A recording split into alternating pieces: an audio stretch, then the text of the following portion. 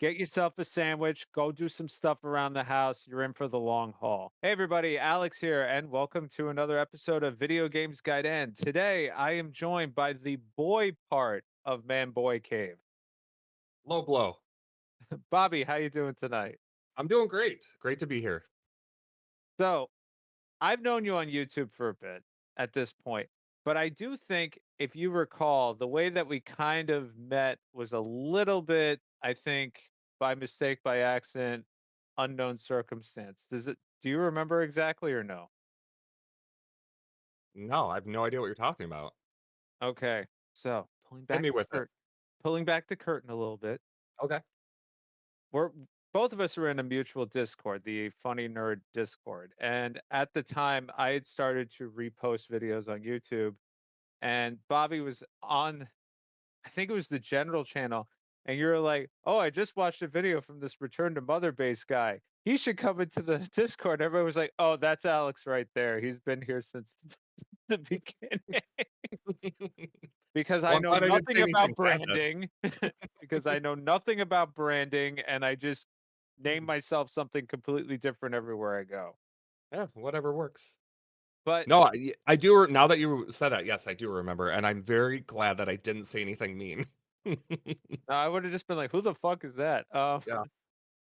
But here's a quick question for you though. So you're on YouTube and all that, but where else are you in terms of social media and all that fun stuff?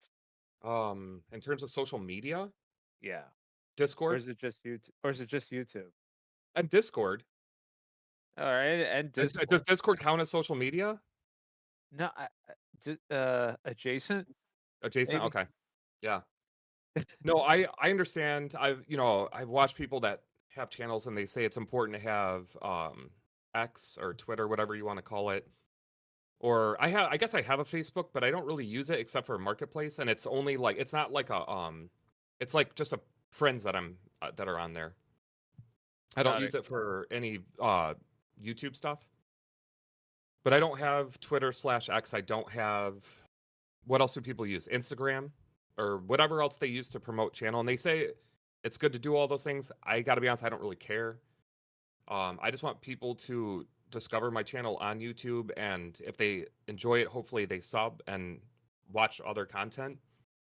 Uh, I'm not like I'm not as focused on growing the channel just to grow it. I, of course, just like anybody that does YouTube, appreciates everybody that all the views, all the subs. Of course, that makes me feel better or feel good about myself. Uh, but I, at the same time, like I love discovering small channels, smaller than me, and that are doing the same kind of content, and just seeing how they do it, like how they talk about games, and doing it the El Natural way. Just find them on YouTube and watching their stuff and subbing that way. I don't know. I'm old, so I don't really care about trying to keep up with all the shenanigans that go on with trying to promote your channel and all that. I don't know. Yeah, and your channels primarily pick up videos and stuff that you do along with your son, which I think is Yeah, for now, I mean, those are so easy for us to do, and it's fun.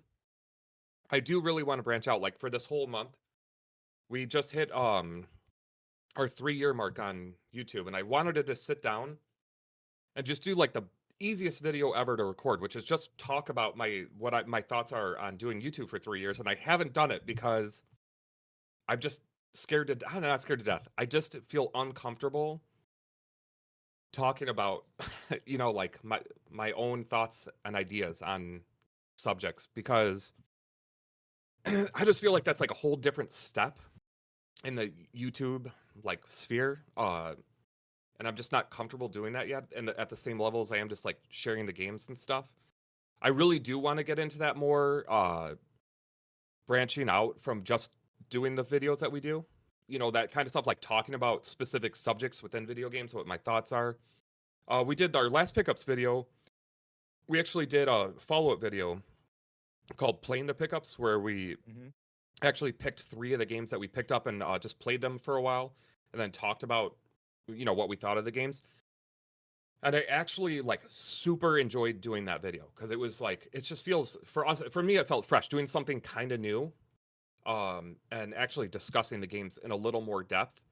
So I think, and for me, the video it has like I think like 100 views, and to me, I'm like, oh, that's awesome. The the video did great. So I want to keep doing stuff like that, and hopefully, going forward, moving on, I expand more into like, still obviously all gaming. That's all I want to do the channel on, and the figures I unbox. But I really want to get more into actually discussing the games in more depth. That's kind of where I'd like to go. Yeah, and for those of you watching and listening who may not be subscribed to Bobby at Which the is probably, Manboy, most. or or maybe most are, Yeah. um, at the Manboy Cave channel. He is as grassroots, old school, glorious days of the YouTube gaming community Gloria. as you can get. And the irony is, he wasn't even here for it. You only started YouTube 3 years ago. Yeah, I believe September was the beginning of September was like the 3-year mark, like right around there. Wow. Yeah, Okay. Yeah, because I totally, when I first saw your channel, I got like, oh yeah, this is what YouTube used to be back in like 2011, right? yeah. And for me, it was Yeah, kind of for me, it was really refreshing because YouTube now is just a trickle feed of news and reviews and I dare say influence, but we'll get into that in a little bit. But sure. I want to know more about you, even Let's though do it. Is even this though where I take I've my shirt off now? I can take it off. even though I've met you twice now and we've hung out quite a bit Have a great time. in a Minus video your game game. context. I do have three random questions for you Three random ones. Okay. because I have to keep this consistent. Okay. So, so our topic today is going to be video game collecting in Never heard of general. it. Okay. Ab- Absolutely not. So, in your quest for video game collecting, this is a two-part question. What would you Okay. consider to be the number one game if money was no option? Number one must buy today, no questions asked. Like a new game or just like any game? Any Basically, any are you game asking from like your what my favorite game is? no, Basically. any game in your collection that you consider to be a grail or one that you think is completely unobtainable, but I am telling you, you are able to get it here and now. Oh man. Oh wow, that's a super difficult question. I don't know if there's many games that I don't have that like like and if we're talking retro, older games that I don't have that like I feel like I couldn't get. I would say what I'm working on, one of the, obviously I'm a collector, right? Okay, fine. For me it's really frustrating the prices on some of the games. I feel like there's enough of them readily available that they shouldn't be that high that I keep putting them off. Like I'm a huge Legend of Zelda fan and I want to get every one of those games complete in box, but the price of like Link to the Past or Ocarina of Time to get them complete in box is just like absurd to me. Uh and I actually don't own Link to the Past at all. I don't even have just a loose cartridge. So I guess I would say Link to the Past right now. I know last year when we were at Midwest Gaming Classic, that's one of the ones that I thought I wouldn't have a hard time finding complete in box, and I couldn't find a good copy anywhere in the convention. So it's I guess that's kind of a boring answer. Um, but it would be either Link to the Past or anybody. I know that you're aware, but anyone that doesn't know me, I'm a huge SMT Persona fan, and my goal, I'm trying to get every North American English release game that they have. And we're actually going to film our pickups video for September tomorrow, which I don't even know the date today, but we're like right at the end of the month here, right? I actually have, and I hate the term grail, by the way, and I'm going to talk about this briefly in the video tomorrow. I just don't like that term. I feel like it's way overused, but I feel like I actually got what would be a grail pickup for my SMT series. And I think unless I'm missing something, there's only 2 games left in the North American set that I don't have. And one of them I honestly don't ever plan on getting, which is Jack Bros for Virtual Boy. One, I don't have a Virtual Boy. I've never had one, so I don't know. wouldn't buy a game that I couldn't play. So unless I somehow ever get a Virtual Boy, which those are just way overpriced themselves. But uh, a complete in box Jack Bros, I think currently is like right around $1,200, which is just stupidly insane. But I want it so bad. So I guess that would be like that, or completing my Legend of Zelda set would be, if money wasn't an object, that's where I'd go. I guess Jack Bros, because it's like 3 or 4 times as expensive as a complete in box Link to the Past. So And that's for a complete in box Jack Bros, right? yeah, so I guess I should say all my SMT games, Persona games, are everything's complete in box. That's how if it's a game series or a specific game I really care about, I always go complete in box. Like if I'm just collecting NES, Super NES, or 64 games that, it's just games I'm adding to the collection that could be fun to play or try out if I've never played them. I don't care about if it's just cartridge. That's totally fine with me. But if it's a game I really love, or a series I'm dedicated to collecting, I always go for complete in box. Okay. Now Yeah. here's part two to the question for you then. Oh God. Okay. I felt like I talked too long already. Go ahead. All right, so you can get a complete copy of Jack Bros. No money down. No money required whatsoever. Okay. However, you have to do one of two things. You have to swim naked through a pool of piranhas to get to it, or you have to pick up a copy that is covered in hornets and they are pissed. At Which one me would you or just go in for? general? In general, you are definitely going to get stung at least 100 times trying Okay. to get to this game. Which of those two would you go for and why? So I guess I don't know about enough about piranhas. Are they like a shark where they only attack you if they smell blood? No, they're just carnivorous. They go after Will they everything. go They after go into a anything? And feeding I'm naked. frenzy. Yep. So I Mhm. look like bait. That's what Mhm. I'm gonna go with the hornets because I really don't want any of my genitalia to get bitten by a piranha.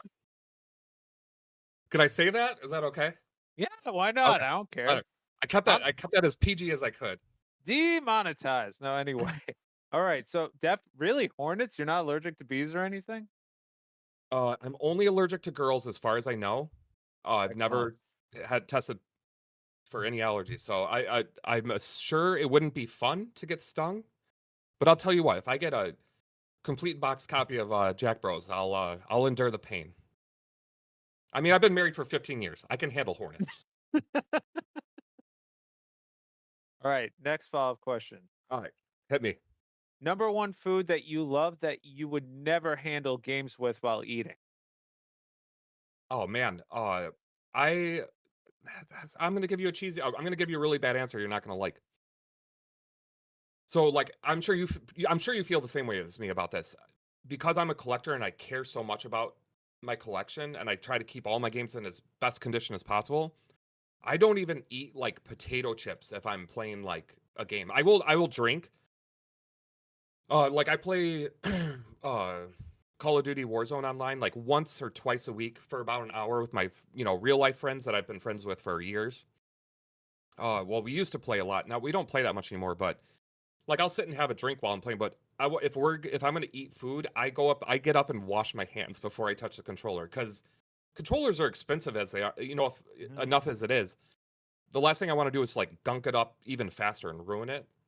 So, yeah, I won't eat any food. But like the worst things would be anything greasy like pizza or whatever. Like I even tell my kids like, you're not eating while you're touching my stuff. Yeah, personally, I don't even eat while playing games. Like I literally will not I will wait to eat and then play.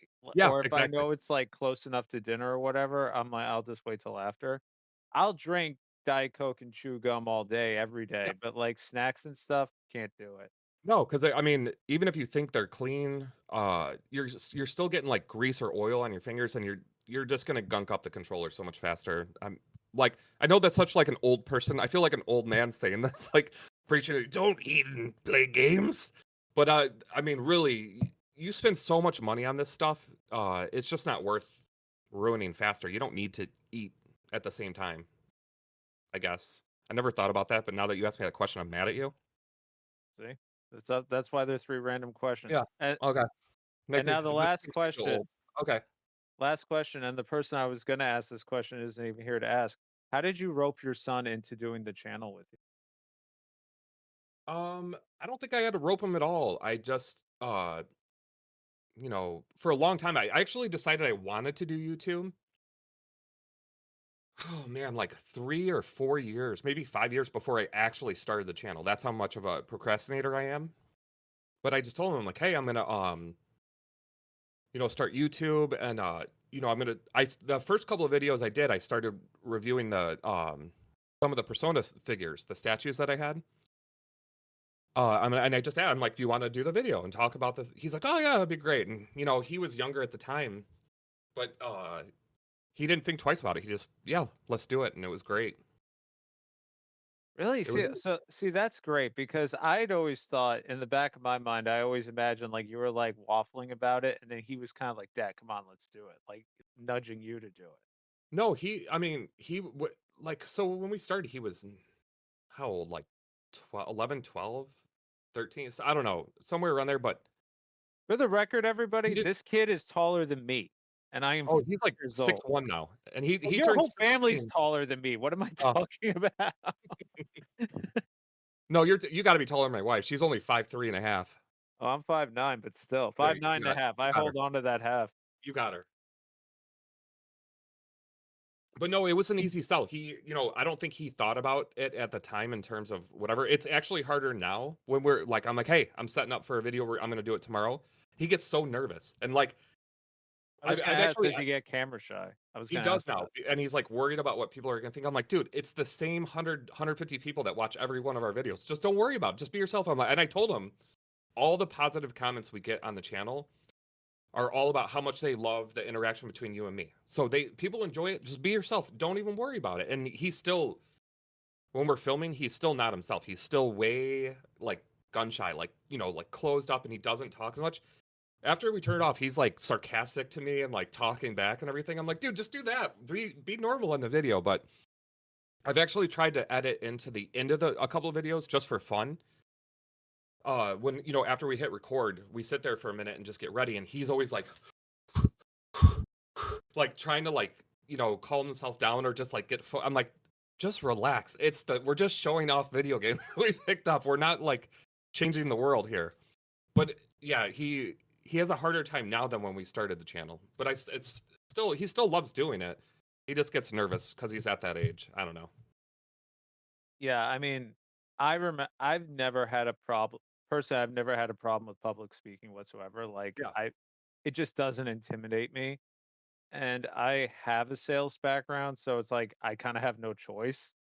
I have to not be intimidated by it. yeah, But as a kid, I always wanted to be an actor. So for me, getting in front of people and presenting and stuff always made sense. But when I talk to people, or even when I look back at my old videos, I go, man, I am so freaking stiff. Like, and to me, and I wasn't stiff at all. It just came across as stiff because when you're talking to another person face to face, or it's you're so different. interacting, it's so different as Yeah, opposed to talking to a camera and you're watching yourself. You don't have to use like, yeah. I'm Italian. You don't have to use all the hand gestures and everything else because you're just talking to yourself. I mean, I feel personally, excuse me, I feel like I'm starting to get much more comfortable filming. Like that's one of the things I love about your videos. I feel like you are just sitting there talking to a group of friends, and it's just such an easy listen.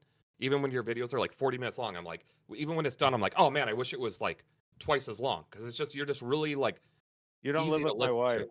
You don't live Well, with yeah, my but like for me, it's so awkward talking in front of a camera, and I'm not people shy at all. I actually did stand up comedy for several years. Really? So I can be in front of a crowd, no problem. But I can also see the people, and like it's a two-way thing, and it was much more natural for me. But talking, yeah, like you said, to a camera where you're looking at yourself, especially in the beginning, it was like just very awkward, and I never felt like I was being who I wanted to be in front of the camera. So I'm getting there now.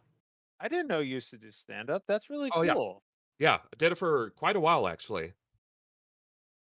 For a while, I like traveled down to Chicago, but it was just not working because it would be like a Tuesday night, and by the time I got up and they give you like 4 minutes from the time they say your name. So by the time you get on the stage, you Oh, have like 3.5 minutes left. And then by the time the show's over, it was like 3 in the morning. So then I had to go drive home and then get up in 3 hours to go to work. I'm like, this isn't gonna work. So I actually set up my own show up here where I live, and we had a rotating group of comics for several years, and it was a blast. And we actually got invited to. We did it a couple different microbreweries and other places. It was a great time. But so I always had fun, doing it and being in front of people. But YouTube was always like a totally different beast. It was just like something I wasn't used to at all.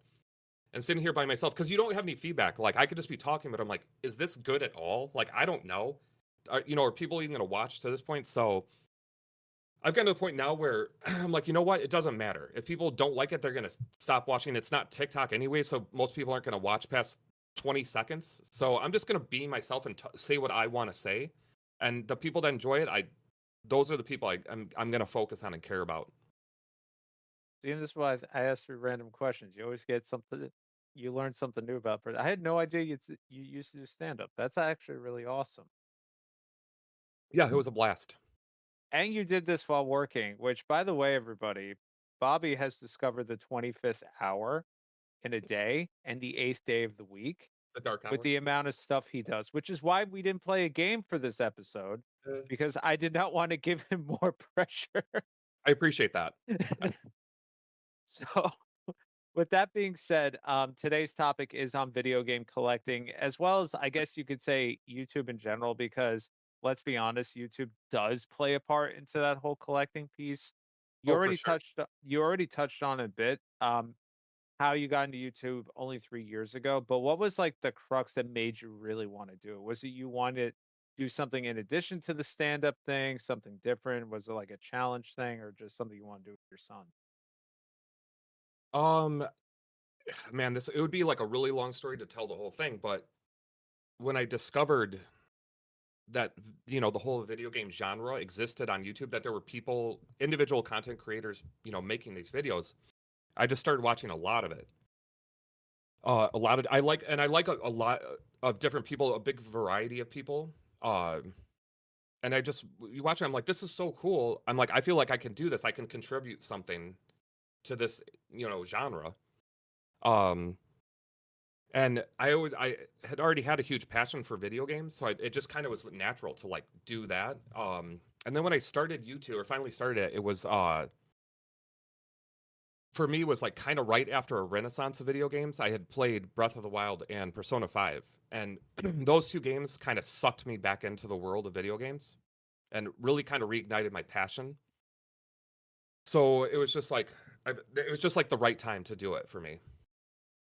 So here's a follow-up. So obviously you have a bunch of stuff that I can see behind you.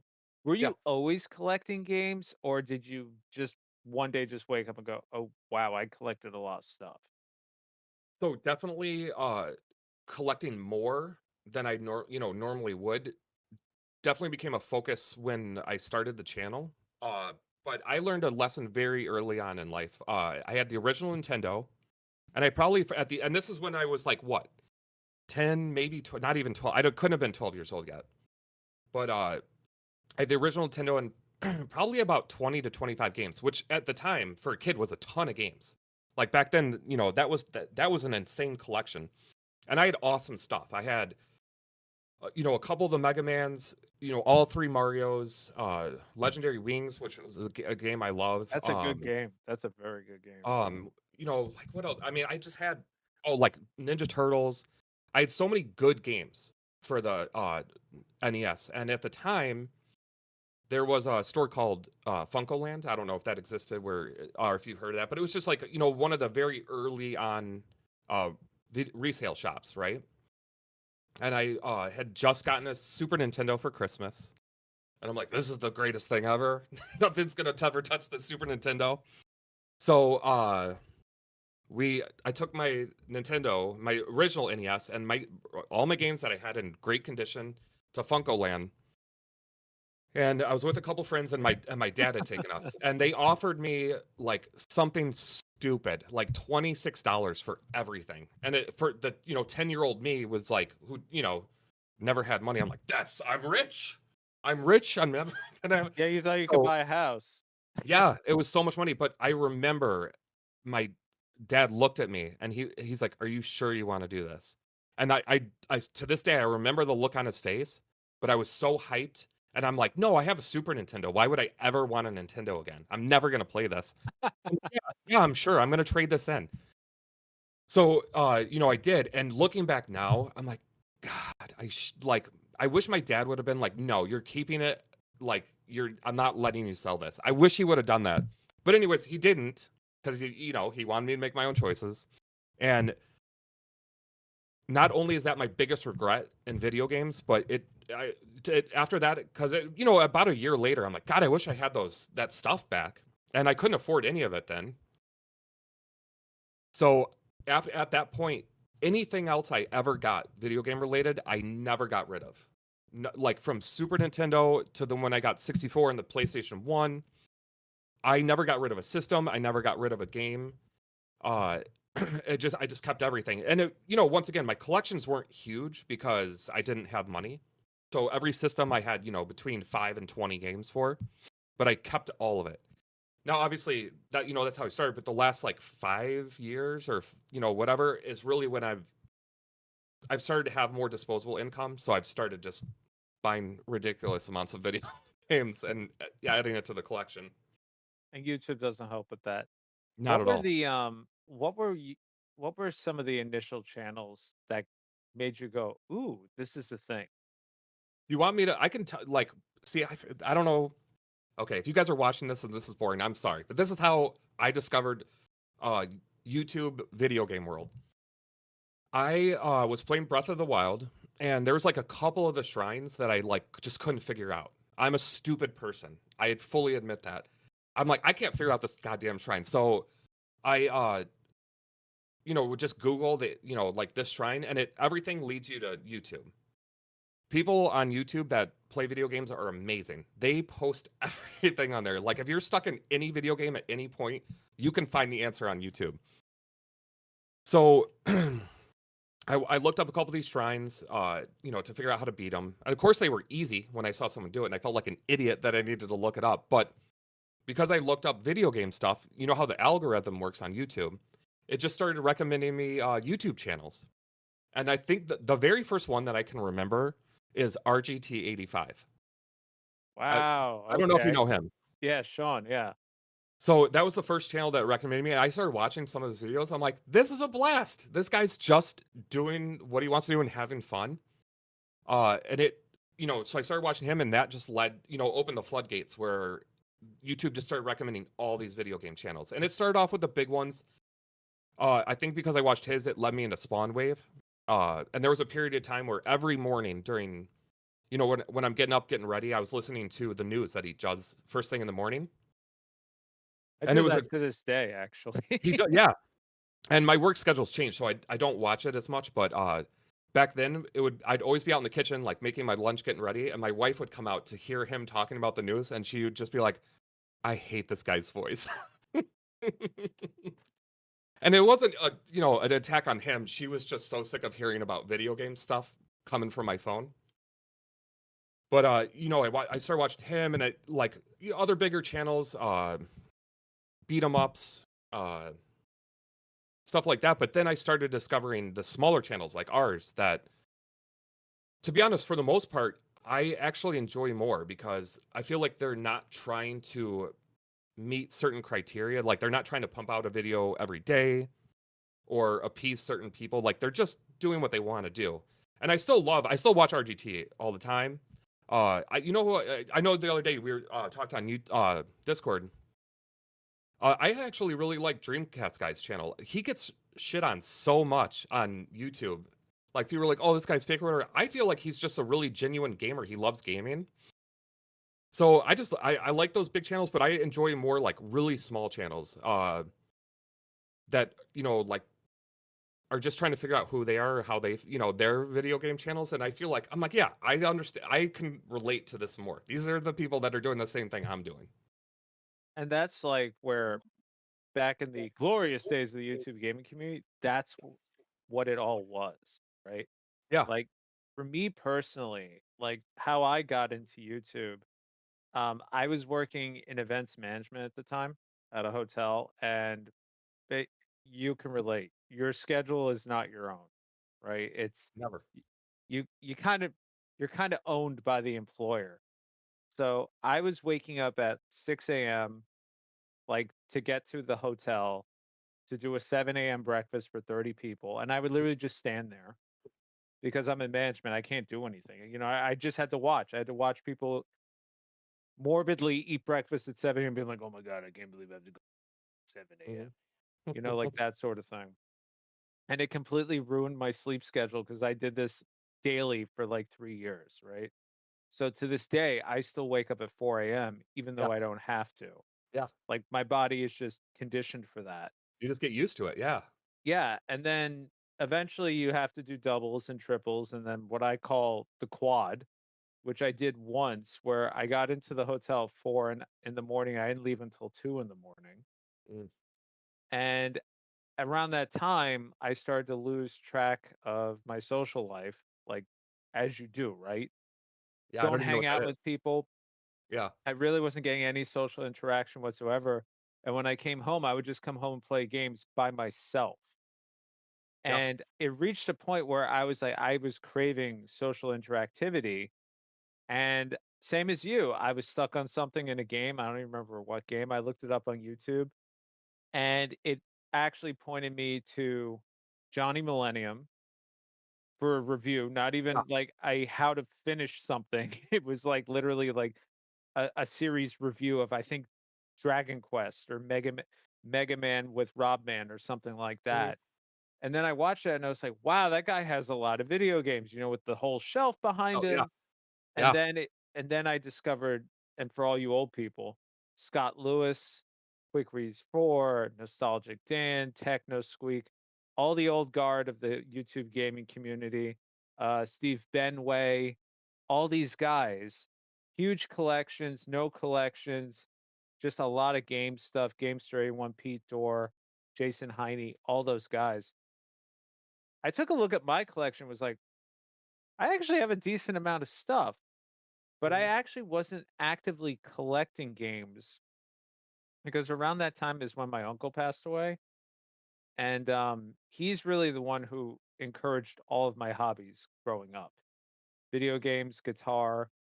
Um, Famously, which cracks me up to this day, when I told him I was getting into guitar and music, he bought me like a classical book of music theory, like written in like 1892. And I'm like, "I'm a guitar guy. I don't have to read music." And he's like, "You will read fucking music and like it." Like because he was like that, right? Old school Mhm. opera ballet guy. So I had to learn to read music because he would test me. But when I lost him, I started to really watch a lot of YouTube and find out all the games that he bought me growing up are like the classics of today. Like this guy had like not rare game sense, but good game sense in terms of like what he picked up and everything for me. Like because he was looking at games the way we did as kids, right? He'd look at the front, go, "Ooh, this cover looks cool." He'd read the Yeah. back, and then he'd go, "I think Alex would like this." And then he comes home and he goes, "Here, I got you Beyond the Beyond." And I'm like, "Beyond the Beyond," like stuff like that. And I think watching YouTube, watching Johnny, and just watching Johnny's enthusiasm Yeah. He's another really channel that yeah. is really what got me into collecting in the first place. And then I was like, you know what? I have a decent sub base now. I could start to interact with these people as friends or maybe make friends, right? Mhm. And YouTube used to do this thing called video responses, which I know like a lot of us miss. What I've heard that, but that was before my time. so in the comments, you could put a comment or you could link a video Yeah, all the instead. girls that yeah, the half naked girls that would do that. Oh yeah. So people would do that all the time, back and forth. So you would have a video, it'd be like 5 comments, 30 video responses. Yeah. And then everybody was cross promoting everybody. Everybody knew everybody. And before I knew it, I had a huge group of friends on YouTube. And it wasn't even, you know, continuous to the US. I had friends over in the UK. So even with my wacky work schedule, I always had somebody to talk to. Oh, that's cool. So for me, it was really very much a social escape. And even that, like all of our videos, it was just pickups. It was what we're playing, Yeah, just you know, sharing. Yeah, that's awesome. and that's really what it was. It was just sharing a group passion. And, I never fault anybody for a hustle, but then YouTube became commercial What it is. for, Yeah, I for know. what it is, right? Yeah. And it became a living for some people. And truthfully, what made me drop off when I did was I always saw YouTube as like a video journal thing, like a community interaction, social bit, Hmm. not so much like a monetary thing. So once it started to go that way, and a bunch of channels like, they started like that. That's their MO. Like Spawn Wave, I watch him every day. That's the design of his channel. Hmm. I- I have no problems with it. Yeah. But like the way some channels evolved their content because they wanted to make this a full-time job. You Yeah. know, again, no fault for the hustle. It's not what I'm into, and I started to drop off, and eventually the algorithm does what the algorithm does, And and you don't even see it. Yeah. It's people happened to me stop too. watching your stuff. And I was like, okay, well, you know what? I already have people on Facebook Messenger, text message. I talk to people on the phone. I don't need YouTube anymore. And then before I knew it, everybody's life started to move on. People had kids, people got Hmm. married, I got married, stuff like that. People's life situations changed. And now I'm like, shit, I need friends again. All right, we're going back to Back to YouTube. YouTube. But it's so wacky how it happens because to your point, even with the smaller channels, that's what I prefer to watch because I like Oh yeah. getting a little bit of a person's personal life in there. The exception is Johnny, because Johnny really never changed. Oh, he's got a great channel. I mean, you could the enthusiasm bleeds through. So His format is evergreen, where he could be riding that algorithm and it would be the exact same thing. yeah. And I mean, I don't know anything about growth or anything because I don't pay attention to that shit. I But don't watch but look at the analytics ever. I'm like, what's the point? but I watch him every Sunday, Yeah. and then I look forward to the Christmas episode with him and Rob. I always wait for that. Yeah. And then the one year he said that we're not doing a Halloween episode, I genuinely got upset. But just stuff like that. And I talked to Johnny, way back then when he was much smaller.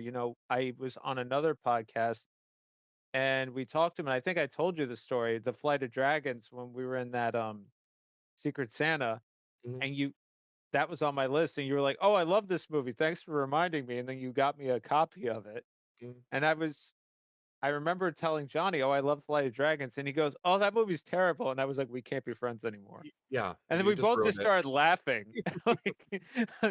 And he's like, "It's not a good movie." I'm like, "It has James Earl Jones." And he's like, "James Earl Jones can't save every movie." That Come on. movie is amazing. I don't care what he says. He's a great dude though. He's I've met him in person. He's exactly the same. Yeah. It's incredible. It's Yeah, I feel like honestly most of the YouTubers I think people just hate on a lot of the video game YouTubers because they do start to get bigger and people are just jealous. Like, first of all, nobody's going to be perfect. Nobody's going to say and do everything exactly the way you want them to. So like when they just because they're reaching some level of success and you're just jealous doesn't mean you should just start shitting on them, you know? Like how can anybody watch his channel and be like, "Oh, this guy is sucks" or whatever? Like, dude, his just passion for video games makes that channel alone worth watching, you know? I don't know. His is another channel I've watched for a long time. But when you were just talking about the community, that's what I love about the smaller channels now. I don't know. Have you heard of Drinking Games with Josh? yep.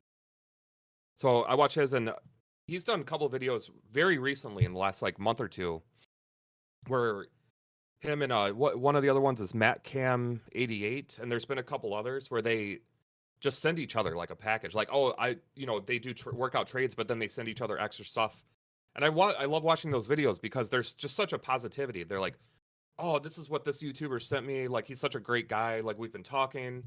Like that's what YouTube should be for our world of video games. And I think sometimes it feels like a really big world, but I don't think it is really. There's, you know, the people that are doing it, and there's no reason to hate on any of them for how big or small their channel is. If you really don't like their content, just don't watch it. Like, there's a couple of people I, you know, just don't enjoy as much, and I just kind of stopped watching channels. I didn't unsub. I didn't like, you know, write any mean comments in any of their videos. You just kind of like just be an adult and be like, okay, it's just not for me right now what they're doing, but I still wish them all the success. I want them to do what they're doing, but there's just no reason to like hate on people. You know what I mean? It's just like that's one of the things I like least about the YouTube is the people that their channels are dedicated to like trying to invent flaws or problems with other YouTube channels. Just be an adult and do your own thing. I don't know. So Oh, but I do love the community part of it. That's what I full circle. I love that there are small YouTube channels that are all about helping each other out, promoting, you know, what they're doing and just having fun doing it. That's to me that is very heartwarming. It's where I want to see YouTube. yeah, and I mean, even using us for example, like the first time we actually met face to face was that first year we went to the Midwest Gaming Classic. Yeah. And you and I had really, I mean, we'd talked before, but not like substantially. And then we just Yeah, just went, on Discord. and Yeah. it's like, I mean, you know, we all just meshed up like it was nothing. Oh, it was great. I had a blast. Me too. That, I'm so sad it that was we so can't oh, do go it ahead. this year. I'm so sad. I know. It does. It actually I like makes me not look forward to next year at all. Like I'm like, man, 2025 is gonna suck because we're not getting together. But dude, that first year that the four of us met, and I'm like getting ready to go, my wife's like, "So wait, what are you doing this weekend?" I'm like, "I'm going to a video game convention. Gonna buy I've never games. been to a video game convention before. I'm going with three guys that I don't know." She's like, "You're gonna get murdered." I'm like, "No, it's gonna be great." And then at some point when we were up there, my wife texts me and she's like, "Well, how is it? Is it awkward?" I'm like, "No, I feel like I've been friends with these three guys for years. It's like we're having a blast." Like it was like the most fun I've had in so long. I think what's so great about that weekend is like going back to the community part. We all have a common goal in different avenues of video games and collecting, right? Yeah. Um, so at the time, Emperor Fox is trying to wrap up his working designs collection, We're gonna that. Yeah, yeah, and this is coming down the line for me. You're going for a complete PS2 collection. yeah. So the way that we're all approaching this convention is very different. I am kind of just there for odds and ends stuff. I'm filling in holes at this point. Hmm. And 22 wants something that he knows nobody's going to have, so therefore he doesn't have to spend any money. I think that first year that we went, I think he spent a grand total of like $10. $15 in Yeah, the in convention. gas. I'm like, dude, I spent that much before we walked in the door. Like, how do you like even get away with I that? think he spent more money on food than games. Oh, he And did by far. Yeah, but I'm telling you, you guys missed the first night when Emperor Fox and I went early, and we ended up at a brewery just drinking, and then we almost got into an argument over working designs in Star Trek, like a friendly one. But I was just like, I had not done something like that since I went to Too Many Games with Steve O Supremo back in the day. mhm. And I always tell, That's another great channel, by the way. Everybody should watch it. Like, he's another channel. I just love how genuine. Sorry to interrupt you. Go ahead. no, I've known Steven forever at this Oh, point. have you? Hi, Steve. Okay. Hi, Steve. Yeah, No, go ahead. Go ahead. but Wait, too many games. yeah, the last time we went to Too Many Games, he and I, it was just the two of us, and we got a hotel at the embassy, and it was one of those like one bedroom suites. So we were like, Oh, every great story starts. Keep going. we flipped a coin to see who got to sleep on the sofa bed. Mhm. And then he was like, "I'm not dealing with Ubers and all this crap. We're gonna rent a car." So we went to the Avis, and he's like, "What is the cheapest SUV they have?" And they go, "We have a white GMC," and it's like the ultimate like soccer mom SUV. It's like glacier white, but it has Sirius FM on it, like built in already with the Oh, okay. subscription and everything. So on the last day, it's a Sunday, and he's like, "You know what we should do? We should skip the convention. Let's go yard sailing." And I'm like, "All right." So we don't know Philadelphia at all. So he just puts in like a random address. We end up with like this super affluent neighborhood. There's no yard sales because nobody needs money. And we're blasting yacht rock because that's the only station that had reception. So it's like Jimmy Buffett coming out of this white GMC SUV. And I'm just laughing the whole time because I was like, we look like such pretentious like white dudes right now, just like driving in this car. And we found one yard sale and they had this piece of shit acoustic guitar, but it was nice enough where if you gave it some TLC, you could fix it up. And he plays Sure. guitar too. So he's like, if you're not getting it, I'm getting it. So I'm like, yeah, no, dude, all you. So he goes over to the person. She's like, oh, that'd be $350. He's like, yeah, Oh my never mind. god. Yeah. And then he's like, let's go back to the convention. But that was also the same convention that we got matching Super Metroids, uh, box complete, which Oh, nice. Okay. which is like which was also funny because the first time we went to too many games, you can attest to this. It's overload. Oh my god. Yeah. You don't know where to look. You see a table, you think it's the only table. It's the only time you're going to see a game, even though it's super duper common. I have to buy it immediately. Your Hmm. impulses take over. And that first year, he, myself, and Dustin Christ, Dustin was a lot more, I'll say, disciplined. But Steven and I forget it. Like, I don't know how much money we spent within the first 5 minutes. But Hmm. this third time, I go, we're going to pace ourselves. We're going to walk the floor. We're going to look around. We're going to strategize. And we're going to be calm, cool, and collected. First table. Oh my God, they have Super Metro. We ran over them. We both bought one. Like, not like no thought whatsoever. But like it's so much fun when you're with people who are into that because Oh yeah. it's like mutual enablement. But it's like not Hmm. out of like just trying to make somebody financially, regret it. You're just like, I want you to do fulfill your goals, right? So taking it back to collecting, you're going for a full PS2 collection. So that first year we went, that one table, this guy said, oh, I have a bunch of filler PS2 stuff. And I immediately turned around and said, oh, he's looking for a bunch of PS2 filler stuff. Yeah. And then all of a sudden I see you with two garbage bags. And I'm like, it's a good table. I know. Yeah, and I had to carry that around for quite a while. But you already talked about the NES and like, growing up with that because you're rather old school when it comes to games. Why the PS2? Why the PS2? Yeah. I mean, there's a lot of reasons. So I mean, I've owned every system since the original Nintendo. Like I grew up with the older stuff. Hmm. I think PS2 was the first system that like say is like the first modern system. Like it had the twin joysticks, so you could look in one direction and move in another. It was just like the first system that just like was this is it. It's nothing's gonna get better than this. This is the graphics are the peak of the peak. There were like a ton of good games. Like it was just like you couldn't. There were games there's still games I haven't even heard of. You know, Yeah, there's I'll start watching a YouTube video and all of a sudden somebody's talking about a PS2 game. I'm like, what is this shit? I need this now. Like, it's just a phenomenal system. I don't think it aged badly. I know, like younger gamers are going to look at PS2 and be like, this is shit. And I totally get that. I'm okay with that. But I look at PS2 and I'm like, yeah, this is peak. This is peak, bro. Like you're not getting better than PS2. And I love modern games and systems too, don't get me wrong, but I can still play a PS2 game and have just as much enjoyment out of that as a PS5 game.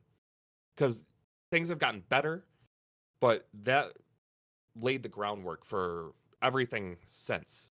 PlayStation, Xbox, and Nintendo wise. It set the groundwork. This is how the controller is going to be laid out. This is how games are going to work. It's good. It's just a phenomenal system. Uh, it's also from a more practical side, like it's an easier system to collect for. The prices are more reasonable for the vast majority of the library. And that I'm also talking about complete in box. which is how I collect the games. I don't buy it unless it's, you know, the original box with the slipcover, the manual and the game. I don't necessarily care about registration cards or other little slip-ins that they Mhm. have. Those are always a nice bonus, but not necessary for me. But to get complete games is still much more reasonable compared to other systems. So it makes it more enjoyable to collect for in that regard because I can get more for it. I love the library and I love the game still. Like I said, like I really don't feel like I'm sacrificing anything playing like a PS2 game.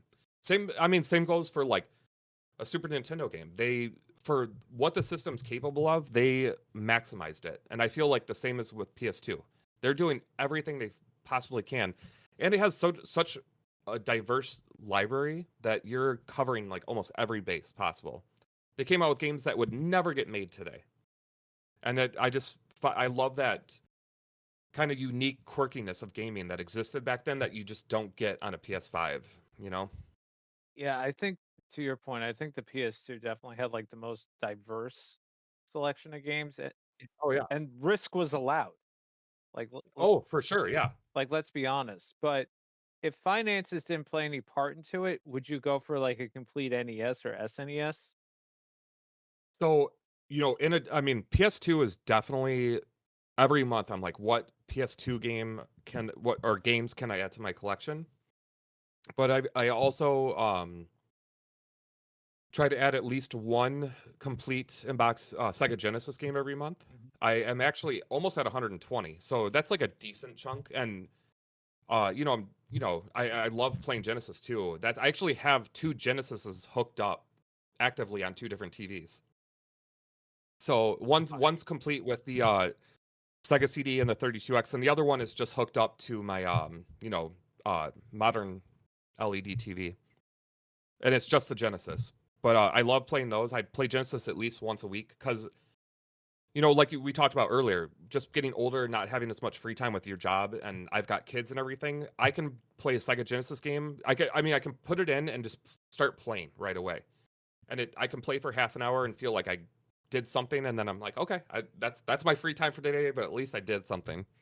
Um, so yes, Sega Genesis is another system I love collecting for.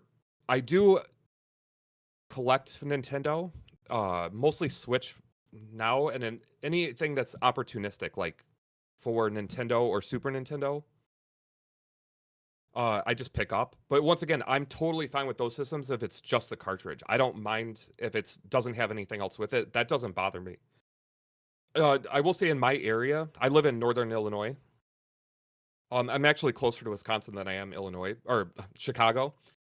But for whatever reason, my area Nintendo stuff is just very dry. I almost never find anything. So if I do come across something on Marketplace, or like in a resale shop, I always try to pick up some Nintendo stuff because that's really like my only opportunity, unless I go to a convention, which is for me. With my time, it's just Midwest Gaming Classic once a year. So as much as I love Nintendo, and that was my first system, my first love, it's just not as easy to collect for. So oh man, does it put a damper on trying to collect for it? I guess it kind of does. Or it's just less enthusiasm on my part because it's just not as easy to. Like I see PS2 games pop up on Facebook Marketplace all the time. I'm like, great. Let's see if I have these ones or if it's a good deal. But Nintendo, it's just like if they list anything, it's okay. Here's Tetris and Sim City for Nintendo. The labels are half torn off. I only want $80 for both of them. I'm like, oh, okay, like pass. So it's just not as fun to collect for those. But I do consider myself. I don't think I am like a collector for one thing. I just collect what I want to collect for at the time. And some months it's like switches. I'm more enthusiastic about searching for Nintendo, and I pick up more of that. Sometimes I'm more enthusiastic about Sega Genesis, and I pick up like two or three games for that a month. It just depends on what I'm feeling. I don't really have like a specific goal month to month or like I have to do this because I'm in it for the long haul. Like I'm not collecting just because of YouTube or because I'm trying to reach a certain goal. I just enjoy the hobby. You know what I mean? Yeah, and I think That's where I think it gets a little lost in the sauce with YouTube because sometimes it's like, I mean, again, going back using a channel as a hustle, it's a business expense. You can technically write it off, right? So you're almost encouraged to purchase more game if you do YouTube on your taxes. I'm not a financial advisor or a tax expert. I Don't ask me that no, shit. I never looked into that. Yeah. But I know, like, I do know one channel mentioned, "Oh, I bought a PS5 because I could use it as a business expense and write it off." Oh, Don't you have to make money off of YouTube before you can do that? correct. And you have to Yeah. file a Well, that and you have to file a Schedule I'm C. okay. I'm never gonna have to worry about that. So I'm not even. That's not even on my radar. But regardless, like, I know a lot of channels, like, that's kinda how they see it for meeting a goal, Yeah. right? Like, I would say even Sure. I'm putting words in their mouth, but some of these resale channels, right? But, even with me, like, when I was really heavy duty into collecting because I kind of agree with a comment that Mort from Mort's Game Room made or Oh, Mort's love Garage. that channel. Yeah. Excellent channel. Excellent. I love the fact that his channel is basically a Wes Anderson movie, but not by Wes Anderson. I love it. Uh. Yeah. And he even said, I noticed that, and he said in one video, like Wes Anderson is his favorite director. I was like, called it. Well, his I think his 2 daughters were in, the movie, Wes Anderson's movie. What was the last one that he did? Oh, Like, we're in that they're in that, like, that weird town. I haven't seen the movie yet, where, like, it's like a small town thing, I can't remember the name, but I know what you're talking about. Yeah. but I'm pretty sure because I think I've seen, like, almost every single one of his videos. His daughters were in the movie, and he was on set, and he actually met Wes Anderson, and he said he's a huge influence of mine. When he But I don't the only my only problem with him and his channel is that his videos are too damn good, and I'll never reach that level, and I'm like, "You son of a bitch." well he Like, well how dare you be so good at this? Well, as somebody who did a not to sound fancy, who double majored in economics and literature from a storytelling perspective, I love his approach, right? Oh, I do too. Yeah, Like totally. he's a collector, but he's objective, and each of his videos has a story behind it, right? So, like, at least as of this podcast, he's going for a complete in box sculptor's cut on the N64, and Yeah, the manual he's been saving up for. each video, even if he doesn't mention that game or the manual, his actions are geared towards getting that. Mhm, Just like, it's like in a book, every chapter, you don't remind the reader what the goal is. You know what the goal is from the beginning. He established it and you're watching the journey. And every so mhm. often he goes, this is for the manual fund, something like that, right? But he's a collector through and through. Oh, yeah, for sure, yeah. And he'll say, like, oh, I picked this up. I'm going to flip this towards the manual. However, this game, my God, I've been looking for this for a while. So looking at that, he's able to dance between the passion and the business aspect And of doing it, this right? yeah. But he also has a clear goal in mind. So, like, you have a clear goal for doing a full PS2 collection. When I started, my goal was to basically recollect everything that I had as a kid that my uncle got me Sure. that I foolishly traded or sold or whatever. And I wanted to do a video on this a long time ago, like when eBay was new and it was the hotness. You'd wait for a check in the mail and then you could mail out whatever you sold. Mhm. I sold like Valkyrie Profile, like a bunch of like heavy hitter PS1 stuff. And I literally, when I first started YouTube, I got all that back. And then once I got all that back, it's like, what's the next step? Hidden gems, diamonds in the rough, pick up all this Mhm. other stuff, watch a Pete Door pickup video. All of a sudden, my eBay cart is a bunch of pinball games, and Yes. I love video pinball, by the way. But I never knew that. I bought like Flipnik, and next thing I know, I have 30 of them. Mhm. And even my wife is like, "Wow, you really like video game pinball games?" And I'm like, "I really do. I never knew I liked it." And then all of a sudden, I amassed this collection of over 1,000 games at the time. And truthfully, I hadn't played most of them. And Mhm. then space became an issue for me because Sure. I live in Manhattan. Um, and that's when I was like, all right, I have to take a critical analysis of what I have. What is something I'm going to genuinely play, or something I'm just happy to have, Yeah. or something that I just don't like. And that's when I started to go through the culling phase. And circling back to Mort, he actually said there's 3 seasons of collector. There's Yeah, the nostalgic, there's the I I want watched that. everything, and then there's I only want the bare essentials, right? So I am at I want the essentials. I want the stuff I like. I used to Can I think I needed to have a collection where I could experience everything. Now I'm like, no, I want to curate it to what I enjoy, where I could pick something up and go, this is a banger, and it has the return to mother base seal of approval.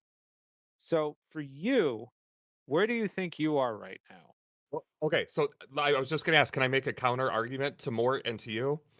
I watched that video. I remember watching it, and I'm like, okay, I understand completely what he's saying. But what you just said, you have to worry about a space issue. You're working with a limited amount of space. Like you have to have what's really important to you there. And I don't know if you want to, you can edit this part out if you don't want to share, but that you have a storage unit Yes. overflow. So where I'm coming from is I am very lucky. I have a pretty good sized basement that I am allowed to do what I want with, and I have a ton of space. Now, will I ever get to the point where I don't have any more shelf space for games? Probably, eventually I will, but that's a long ways off. And even then, I don't see myself selling off like the filler games or whatever. I honest to God love the filler games just as much as the hard hitters, the games I'm gonna play. I like the idea of it being like a mini library and just looking through all these games that people are like, I've never heard of this. Or just looking at the cover art or through the manuals of these like trash Wii games, or even the PS2. Do you know how many friggin' football and basketball games there are for the PS2? I have ones on my shelf. I'm like I think this is overkill, guys. Like they have so many, but I love having them. To me, it's a part of a story, a history of the systems, of what was done during that time, and it means a lot to me to have those libraries. To be able to some nights, at like every once in a while, I'm like, I get bored and I just wander around my own game room and I'm like, I forgot I even had this game and I just like looking at the stuff. It's just very fun. And even though some of the games I've never played, and I'll be honest, I probably never will play a lot of those games, filler stuff, but it's just super cool to look at and be like, this is a library of games. So there's the wanting to collect everything and then collecting that stuff. To me, I'm moving into, I still want to collect everything for the systems I am focused on. But to me, it's like, when you start off collecting, you're like, I got to get a lot of stuff so that I look legitimate. To me now, I don't really care about that. I collect for fun, for that natural high you get as a game collector. I'm like, oh yeah, I love finding these games out in the wild. But I'm not necessarily worried about how many games I get, like every month or every year. It's awesome to see like the collection grow, but it's like, okay, I'm not in any rush. To me, for me, that so instead of the last part, like getting rid of stuff, like just having the essentials or the stuff you really care about. To me, it's more about like where the winding down is just like, okay, I don't have to pick up as much stuff as quickly anymore. Um, I don't need to hunt as hard, I guess, every month if I'm busy. You know, the systems I really am dedicated to collecting for, like PS2, like yes, I still hunt all the time and look for the games, but if I don't find any this month, I don't feel like, oh, I'm gonna disappoint the YouTube crowd or I'm not gonna reach my goal. It's just like, to me now I'm getting to the point where I'm just happy with where I'm at, and anything I pick up and grow my collection, I'm just super happy to do it, but I don't feel any pressure to like move one direction or another. And that is the glorious days of the YouTube gaming community in a nutshell, everybody. How do you feel about video game preservation? Do you think you're collecting why you're like, just saying, I like to have a library? Do you think that plays a part into it, or is that just like an after? I love it. So deep, so So deep. yeah, I mean, keep it basic. So it's so funny because I watch a lot of, I don't know how much YouTube you actually watch. I watch a ton of it. And I see all these videos now that are like, oh, physical media is stupid, game preservation isn't real, like your discs are gonna go bad. Like your guy, I'm like, listen, I still have PS1 games that work perfectly fine. I don't know what you're doing to your discs that like they're getting ruined like this, but and I understand disc rot does happen, uh, especially if you don't keep them in good condition or in a clean. I don't know what where they are that they're getting ruined that fast, but Keep them in the toilet. and that's a terrible place to keep your games. Everybody, don't keep them there. But I mean, you know me, I'm a huge advocate for physical media for a multitude of reasons. I mean, it I'm trying not to let it bother me when people only do digital.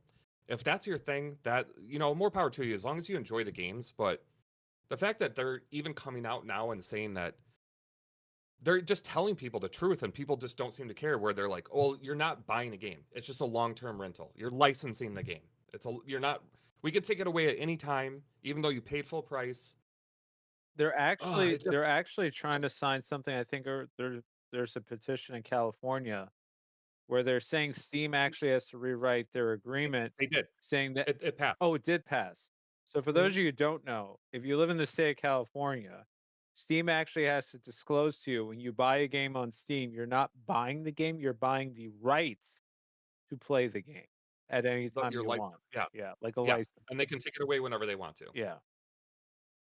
Which is to me is a huge negative in terms of like, you know, the future of gaming. Also too, like all the people involved with the larger aspects of games, like the art production, you're just losing so much when you don't have a physical game. Uh, People are losing jobs and the passion for this industry. Like it's so much more fun, no matter who you are, to like have a game with like a actual printed artwork cover and a manual or something inside to look through. And even if you choose to resell it, you still have more power as a reseller. You get some money back. Or if you choose to keep games like me, you have them on your shelf. And even if you did digitally own the game forever, which you don't anymore, I go, to games that I spent hours and hours upon.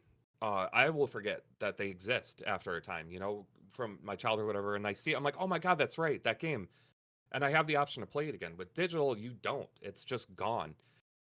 And I think that, the modern attitude, and I'm old, so I'm not in, the probably the popular opinion on this. Most, younger modern gamers, they just want to download a game and play it online and get the experience and then they're done with it. And maybe they genuinely don't care about the long term aspects of not owning it. But to me, it's just like, from the way I grew up, we're losing so much about the spirit of gaming with an only digital future.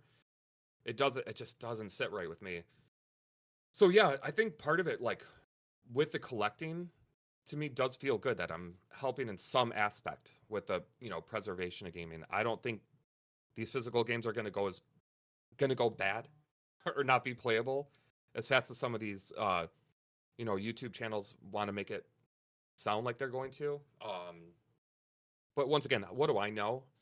Maybe that is the best course. I just feel like part of the magic of gaming is disappearing the more and more it goes corporate. And to me, going all digital is a sign of that direction. They're just taking more and more power away from the actual gamers by doing that. So yeah, I'm just old. That's basically the consensus. I think my thought process and my mentality towards gaming is just very different than where modern gaming is at. I think like, and I agree with you for the most part. I think like for me, I always think back to that classic example they give with cinema, right? Some of the earliest films we actually have no record of. We know they existed, Yeah, but nobody took care of the physical media. The film literally rotted, right? So these films are sure. lost, never to be seen ever again. So using the Sega Saturn as an example, where those games for the most part haven't been ported or can't be ported because the source code is lost, right? Hmm. Digital is the only way to preserve them. That being said, the Saturn is also notoriously difficult to emulate still, even though it's in a much better state than it was back then. And now we have FPGAs and all that sort of stuff, so you can play these games without the need of a disc. But to your point, and I know Pete Dorr said this and I agree with it, you could put 1,000 games on an SD card and go, "This is my video game collection." And then you're like, "Oh, cool. Have you ever played Eternal Poison on the PS2?" You're gonna go, "I don't know. Let me check my library." Because you don't actually have a tangible thing to hold to go, "Yeah, I got that off of eBay. Yeah, I got that at a garage sale. Yeah, I played that before." You don't have something as a physical reminder Mhm. to give you that prompt to establish a value. When it's a digital thing in a folder on an SD card, and I'm not talking value like monetary. I mean, you don't have any intrinsic value towards it Uh, because yeah, because it doesn't exist, it quote unquote. exists, yeah. No, totally, exactly, yeah. And And I think that's like a that lends to human nature when we have the thing to hold in our hands, and you just look at, just looking at the artwork on covers of video games gets, gets me excited. I'm like, oh, this is like a part of, my passion, my hobby, and it just is, it's great to see those. And obviously, they still have digital artists making artwork for digital games, but it's not the same to me as having the physical artwork.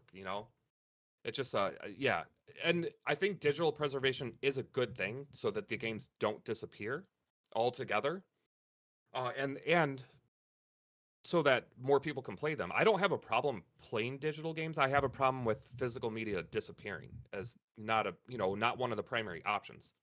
Now, if people don't want to spend $100 on a Legend of Zelda game, I totally get that.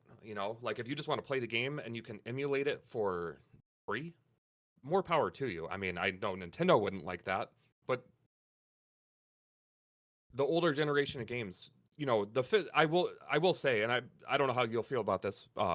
You can respond, but it is more for the collectors because people that want to just play the games will do it on a modern way of playing, like either emulating or like the Nintendo Switch Online or the PlayStation stores. You can buy all those old games for a fraction of the cost of buying the old physical editions. And I have nothing wrong with that, but I don't want the new systems to come out like this new PS5 Pro, and it's like, oh, none of the models themselves actually have a physical hard drive in it. It's just one step closer to pushing towards there is no physical future for that. I mean, I So it's just, I think you have to have both options, truthfully. hmm, I feel like you I agree with that. like I mean, I'll use my parents as an example. When DVDs came out, my mom and dad were still buying VHSs. I had to teach Hmm. them to change to DVD. Yeah. And my mom was like, "Why are we buying this movie again?" I'm like, "Oh, because it's on DVD. And there's chapters, you don't have to rewind. It's a little bit more convenient." I had to teach them that was an okay upgrade, Hmm. right? Then it went to Blu-ray. And truthfully, my parents, they're older. They didn't see a visual difference like you and I might have, right? Hmm. They were like, "I don't give a shit." It's a movie I watched growing up. It's King Kong, the black and white version, Hmm. or King Kong Returns, the terrible one where he gets a bionic heart, and all that stuff. They didn't care otherwise. And now it's on streaming. And as somebody who literally watched Dragon Ball Z from VHS to DVD to Blu-ray and then to streaming, I see the compression. Like I notice it. My wife Hmm. doesn't notice it, but I'll be like, "Oh man, this video is so compressed." And she's like, what are you talking about? What does that mean?" And I was like, "No, it's like stretch and the aspect is off." And that Yeah, it's not. and then we get into a whole purity thing, which is a whole other conversation. But, Hmm. at that point I'm like, I kind of want to own these physically, but the best way to watch Dragon Ball Z truthfully is VHS because everything was recolored and everything else afterwards. Well, that's how it was filmed in that aspect Yeah, and that speed. but I don't have a VCR. I don't want to buy a VCR. Yeah. I don't want to set my house on fire because every outlet is in use already. So I guess my option is streaming to enjoy the content. But that being said, I do have the movies on DVD, so I can say, because I love the DVC movies, I'm like, I have something. So if my internet goes out, I still have entertainment because that's where I feel like all this digital stuff kind of falters. because internet connectivity is not static throughout the world, right? Yeah, You know, or guaranteed or anywhere. guaranteed at all. And the having the option to purchase something physically, even if you have to download a patch, like get over yourself, there it's going to happen. Yeah.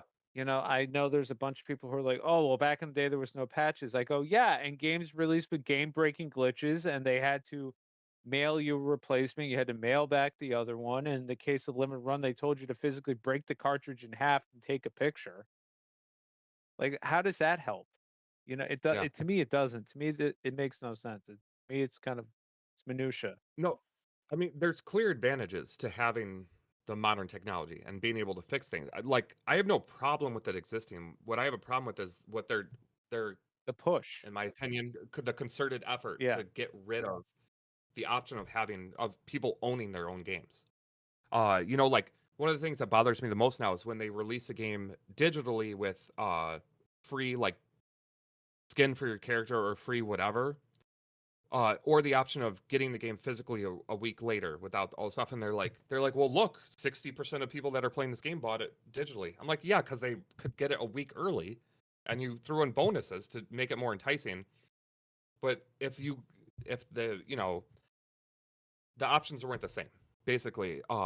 And I still don't do that. I'll still wait for physical edition of every. If any game is physical, I always get it physical. That's me with the Marvel vs. Um, Capcom collection. I'm waiting for the physical. I didn't buy, and that is a grail collect. Sorry, that is that is a killer collection for me to pick up because when they announced that on the Nintendo Direct, I get one of my friends just immediately texted me physical or digital, and I just said physical, and he said, yeah. "Okay, I'll wait." Be- At this point, there's almost no game, big or small, that if they announce it's only coming out digital, that it's not going to get a physical edition in some way. It, some people might not like Play Asia because it's like not North American release, but Play Asia to me is I've ordered lots of games from there. They're great and they play just the same, and it's a physical game. Obviously, people have issues with limited run because of how long it takes to get the games, and I get that. It's super frustrating, but you're still getting more value for your money than just buying a digital game. do you think? So I'll Do you? I'm sorry, to cut you off. No, you're fine.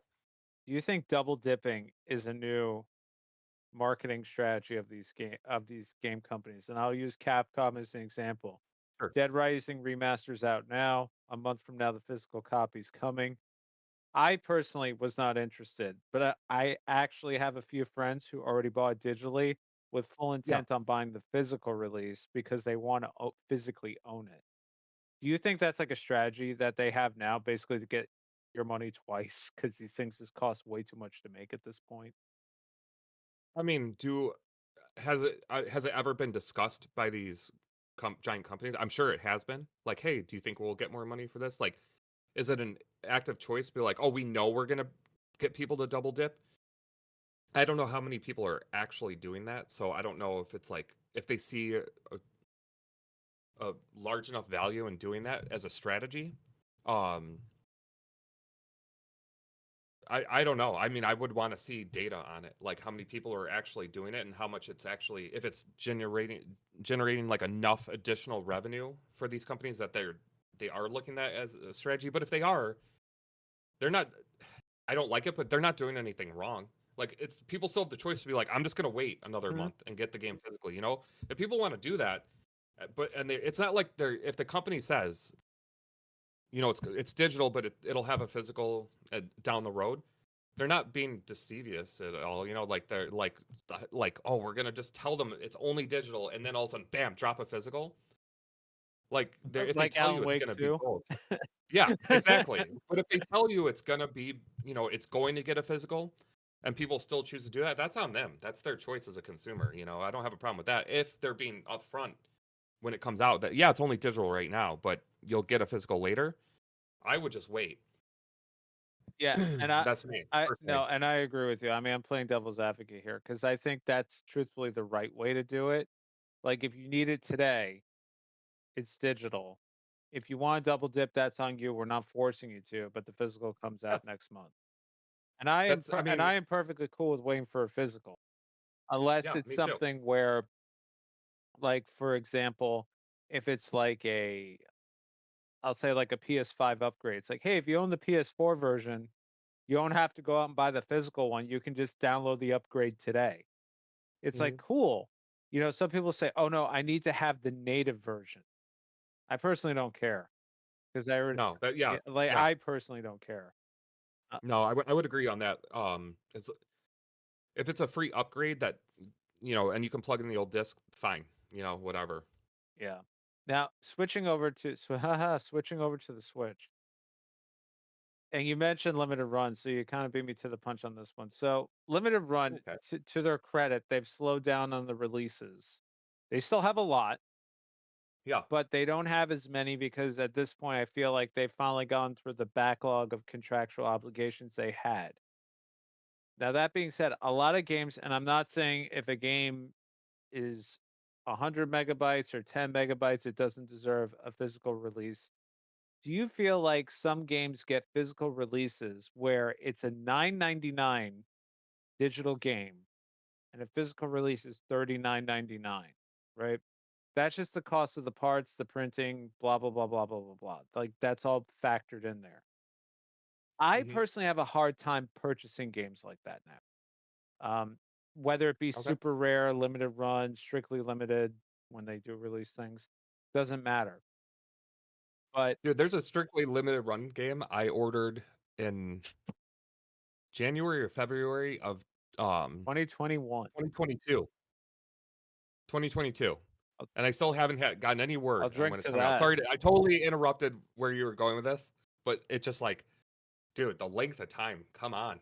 But that's my point. During that Yeah. time, that 9.99 digital game has gone half off on Steam like 30 times. Okay, so uh once again, do you just want to play the game or do you want to preserve the game? Uh and also do you to me it's also more of like a moral stand. I want the games physically. If it's gonna have a physical, I'd rather wait and have that. Now in terms of that cost, the limited run or whatever the company is, they have to license it from that Yeah. other company. So they're not making all the money. Plus it does have the significant cost of they got to get the cartridges, the physical cart, the um plastic that it goes in, the slip cover, if they're adding anything else. And I know they're trying to streamline, they got rid of the cards, which kind of sucks because I like the cards. I hated But they had them. did you? I just thought it was a That's why cool I gave them all add-on. But 22. I was when they said I remember when limited I got an email and they're like, "Oh, well we're going to stop doing the cards because that was one of the biggest factors in slowing down the release of the all the games as we were waiting for the cards." Which I'm like, "Okay, fine if that's going to speed up, but I don't feel like it sped it up at it all." did no, So, it didn't. It was a bunch of I don't know bullshit. it was just a cost saving measure for them. Okay, fine. But yeah, I don't mind paying more for the physical game for small indie games like that, as long as I know that those indie companies are getting something out of it. If they're getting some of the revenue, which I know they are, because limited run or strictly limited, Red Arc Games, they're licensed companies, so they're all legit. They're not like stealing um, any of the content from these indie developers. So I don't mind that at all. But I also see the other side. The people are like, why am I going to spend $40 when I can, like you said, download it for $5 when it's on sale? And that's just a personal, individual choice. For me, with my time, I'm not going to play these games right away. Most of these games now are in my retirement plan. So I'm not going to remember an indie game in 20 years from now. So I want to have it physically in my backlog haunting me where I know I need to get to it eventually. Yeah, so it's like so the reason why I ask is so I had played Super Android Cactus on Hmm. Xbox 360. It was the games with gold. It was Hmm. like one day I just decided to play it. Played through the whole thing in a day. I was like, this. I'm not a big fan of twin stick shooters, so for me to find a twin stick that I really like, You enjoy? Yeah. it's like, OMG, I need to own this every single way I can. And it didn't Hmm. have a physical release. It had like a PC USB thing through, I think it was Super Crate or Loot Box or something at the time. Okay. And I was like, I'm not about that life. But then Super Rare did a physical version of it on the Switch, and again, Switch, glaucoma filter, all that stuff, right? Whatever. With the exchange rate, it was like $55. I could not buy that fast enough because I enjoyed that game so much. Like, and it Yeah. to this day, in the grand scheme of shooters, that is easily in my top 50, as well as like I say 50 because I play a lot of shooters. I just don't talk Okay. about them. But then like games like Metallic Child, which is it's a Asian exclusive physical release, uh, Okay. and it's been out of print for a while. You can get it digitally on any which way you want, like that's readily available to you. But if you're a physical collector or you play the digital and you're like, wow, I want to legitimately own this in a physical sense, it's a lot more difficult because they're not going to keep printing Sure. these things over and over again. Once, maybe they can't afford to do more stock. Maybe they can't afford a second run. Or maybe it's like Nintendo where Of they course. eventually will just announce, hey, guess what? We're not going to print Mario Kart 8 anymore. And then Yeah. everybody's going to lose their mind and buy 50 copies of it. But Yep. I think that, to your point too, like something we were discussing, before we filmed today, that's why you tend to buy stuff the day it comes out because sometimes that aftermarket is just Um, ridiculous. it gets insane. I mean, that's where we are in the world of gaming. You got hardcore gamers, you got collectors, and then you have people that are just looking at it as a money making scheme, investment type thing. Like they don't care about the gaming, but they see how big of a genre it is. I mean, if you look at it from an economic analytical standpoint, the world of video gaming, for as much slack as it gets for being like juvenile and childish, it makes more money than the movie industry, than like any kind of sport, major league sports. It hands down is the biggest genre, or like form of entertainment for people is gaming. Yeah. Now, a lot of that is cell phone games, or things like that, but still it's such a huge genre that so many people have gotten into it. And I'm sure you've seen what's happened this week with the release of the PlayStation anniversary, the PS5 and the controller. It like sold out everywhere immediately, and there's already pre-order guaranteed on eBay, where just the controller that was already expensive at $79.99, so $80 for a controller. The cheapest ones that I saw were 150, and that was like the starting bid. So it's just like everybody and their mom are looking at it as an opportunistic, you know, um, way to make extra money. And I watch a decent amount of channels on YouTube that are just dedicated to reselling. They're going out hunting, uh, and they'll keep they're like, oh, this is a game I really wanted in my collection, but they'll go out and spend just ran $100, and they're like, oh, the value of all the stuff I picked up today is $450.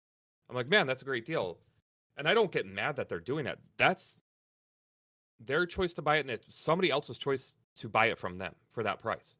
They're not, like twisting anyone's arm. They want to do that. That's fine. But as I am definitely obviously a collector, but I like to consider myself a gamer first. I just don't have as much time to play games. But as somebody that eventually wants to play every single game I own, for the most part, minus, some of the sports old filler and, odds and ends, I buy the games because I want to play them eventually. And I just would rather spend the money now than have some of these games just get super rare, where even if they're, a $40 indie game now on a cartridge or a disc, compared to when I actually have time to play them in 10, 20 years, where I have to spend $100 plus to buy it. I don't want to do that. I'd rather have them all now. And that's all individual preference. Some people are like, well, I'm never going to play it anyways. I'm not going to buy those games. That's fine. And maybe I never will play a lot of them. I won't have time. Who knows what the future holds? But uh, ideally in my head, I'm going to play all these games. But even if I don't, I just have such a good time collecting them physically. I love having a big collection. So I'm not, I'm comfortable doing the way I do it. And I respect everyone else that has a different opinion. Like, oh, I don't want to spend $40 on a game I can get $5 digitally. I don't want to collect old video games because I don't think they're gonna, they're gonna last. The discs are gonna rot. Everybody can approach it their own way, and nobody's, right or wrong to tell you the way you play or consume the media of video games is wrong. That's you do it the way you want to do it. Have fun, But I also don't think you should bash on anyone else. Like, I don't like digital gaming, but if somebody only buys digital games, if you enjoy it, good. Do it the way you want to do it. Why is nobody's right or wrong to tell you to do it a certain way? See, you actually jumped ahead to some follow-up questions I had. Sorry. No, but you answered exactly how I thought you were going to answer, which is great. So now I can come back at it. Um, Okay. so for you collecting, and I'm happy you said you consider yourself a gamer first, not because I feel like everybody should play their games, which you should. Um, Really. but it's a goal. Like that's where I am right now, where I'm like, I tried this, I really didn't like it. I personally, taking space and everything else into consideration, Yeah. I really don't need it at this point. But, like a channel like Pete Dorr, for instance, he has a massive collection. And sometimes he'll put up a video called Games I'm Playing. He'll be like, I felt like playing PS2. And I Hmm. pulled this game out that I bought like 10 years ago. And Yeah. this is actually really good. It's like a double euphoria, the euphoria of finding, the euphoria of collecting, the euphoria of discovery Hmm. 10 years later. So that's where I think like collecting in a physical sense, you get double enjoyment, hopefully. Where you buy something as a lot, and you're like, I didn't think I was going to like this, but wow, this is so much fun, Yeah. you know? And I think that's really the other beauty of this hobby too, is because, at a convention, and Emperor Fox and I did this a bit. Like we'd be looking at tables, I'd pick something up, I'd be like, have you ever played this? And he's like, no. And then I tell him about it and be like, oh, that sounds interesting. Then all of a sudden I see he puts it on his pile. Yeah. And then he's like, have you ever played this? And he describes it. I'm like, no. Then all of a sudden I put it on my pile. Yeah. And, it's a mutual discovery thing. And I think that's where, this whole physical digital argument is kind of getting lost in the sauce. It is a preference. Does the reality of the future suck? Yeah. As an older generation, Yeah. quote unquote. But when you alienate in the hobby, you actually gatekeep, you know? Yeah, and I hate that. Yeah, I totally agree with you. Ultimately, this is how we enjoy it. I mean, Rusty and I did an episode of Video Games Gaiden on the Song of Nunu. That's digital only, you know? I know. I looked it up after I watched that episode. I'm like, what the fuck game is this? Oh, sorry to swear. Oh, man, sorry. Demonetized. Anyway, no, but if he and I both said like no digital shit, we would have never played it. And I think that's a disservice to the guys who worked on it. And that looks like a cool game. It's fun. And you like PS2, you'll love it. But regardless, like, you would never know, Yeah, and even some games, like, it's just too difficult to play in one sense. You have a very busy schedule. I've mentioned I have a Retroid Pocket. That's how I play Sega CD games. I'm not hooking all this crap up. there's nothing wrong with that. I own every Sega CD game I've ever played. Yeah, Anything I finish. Like, I mean, back in the day when I used to do games I finished, I would literally just go through them one game after another in a month. There's games I would finish and I never talked about because my rule is I have to own it legitimately before I can say I finished it, right? play it. Sure, So like Suikoden, I didn't play it until I owned it. But if I got the digital version, I wouldn't say, now I could say, for instance, like if I finished it through sorcery and then bought the digital version, now I can say, okay, I technically beat it because I actually own it, right? fair enough. But But that's the okay, so gray area.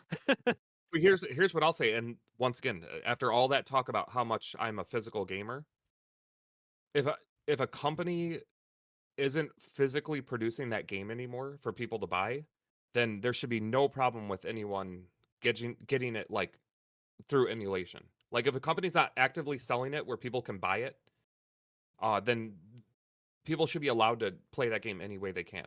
You know what I'm saying? Like, Yeah. I just feel like and I guess there's a gray area now with like the online aspect. Like Nintendo has you pay for the service and you have all their games that they offer online for free. So I guess technically you're paying for those games, but there's so many older games across every system that are just so expensive physically that they're not accessible for the vast majority of people. So if those people are like, I really want to play this game and see if I enjoy it, and they download it, through any sort of emulation they find, I don't have a problem with that at all. Because number one, as much as I am a physical gamer and I want to preserve that medium, the number one thing is that people get to play all these games. That's the whole point of gaming, is people get to enjoy the world, the art of gaming.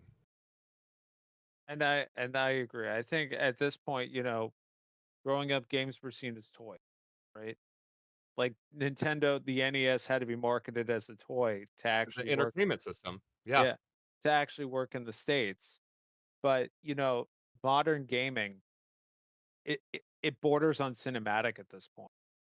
Like to the point Hmm. where I'll use the game I'm playing right now, Banishers Ghost of New Eden, which I'm playing in advance of October because it involves ghost hunting.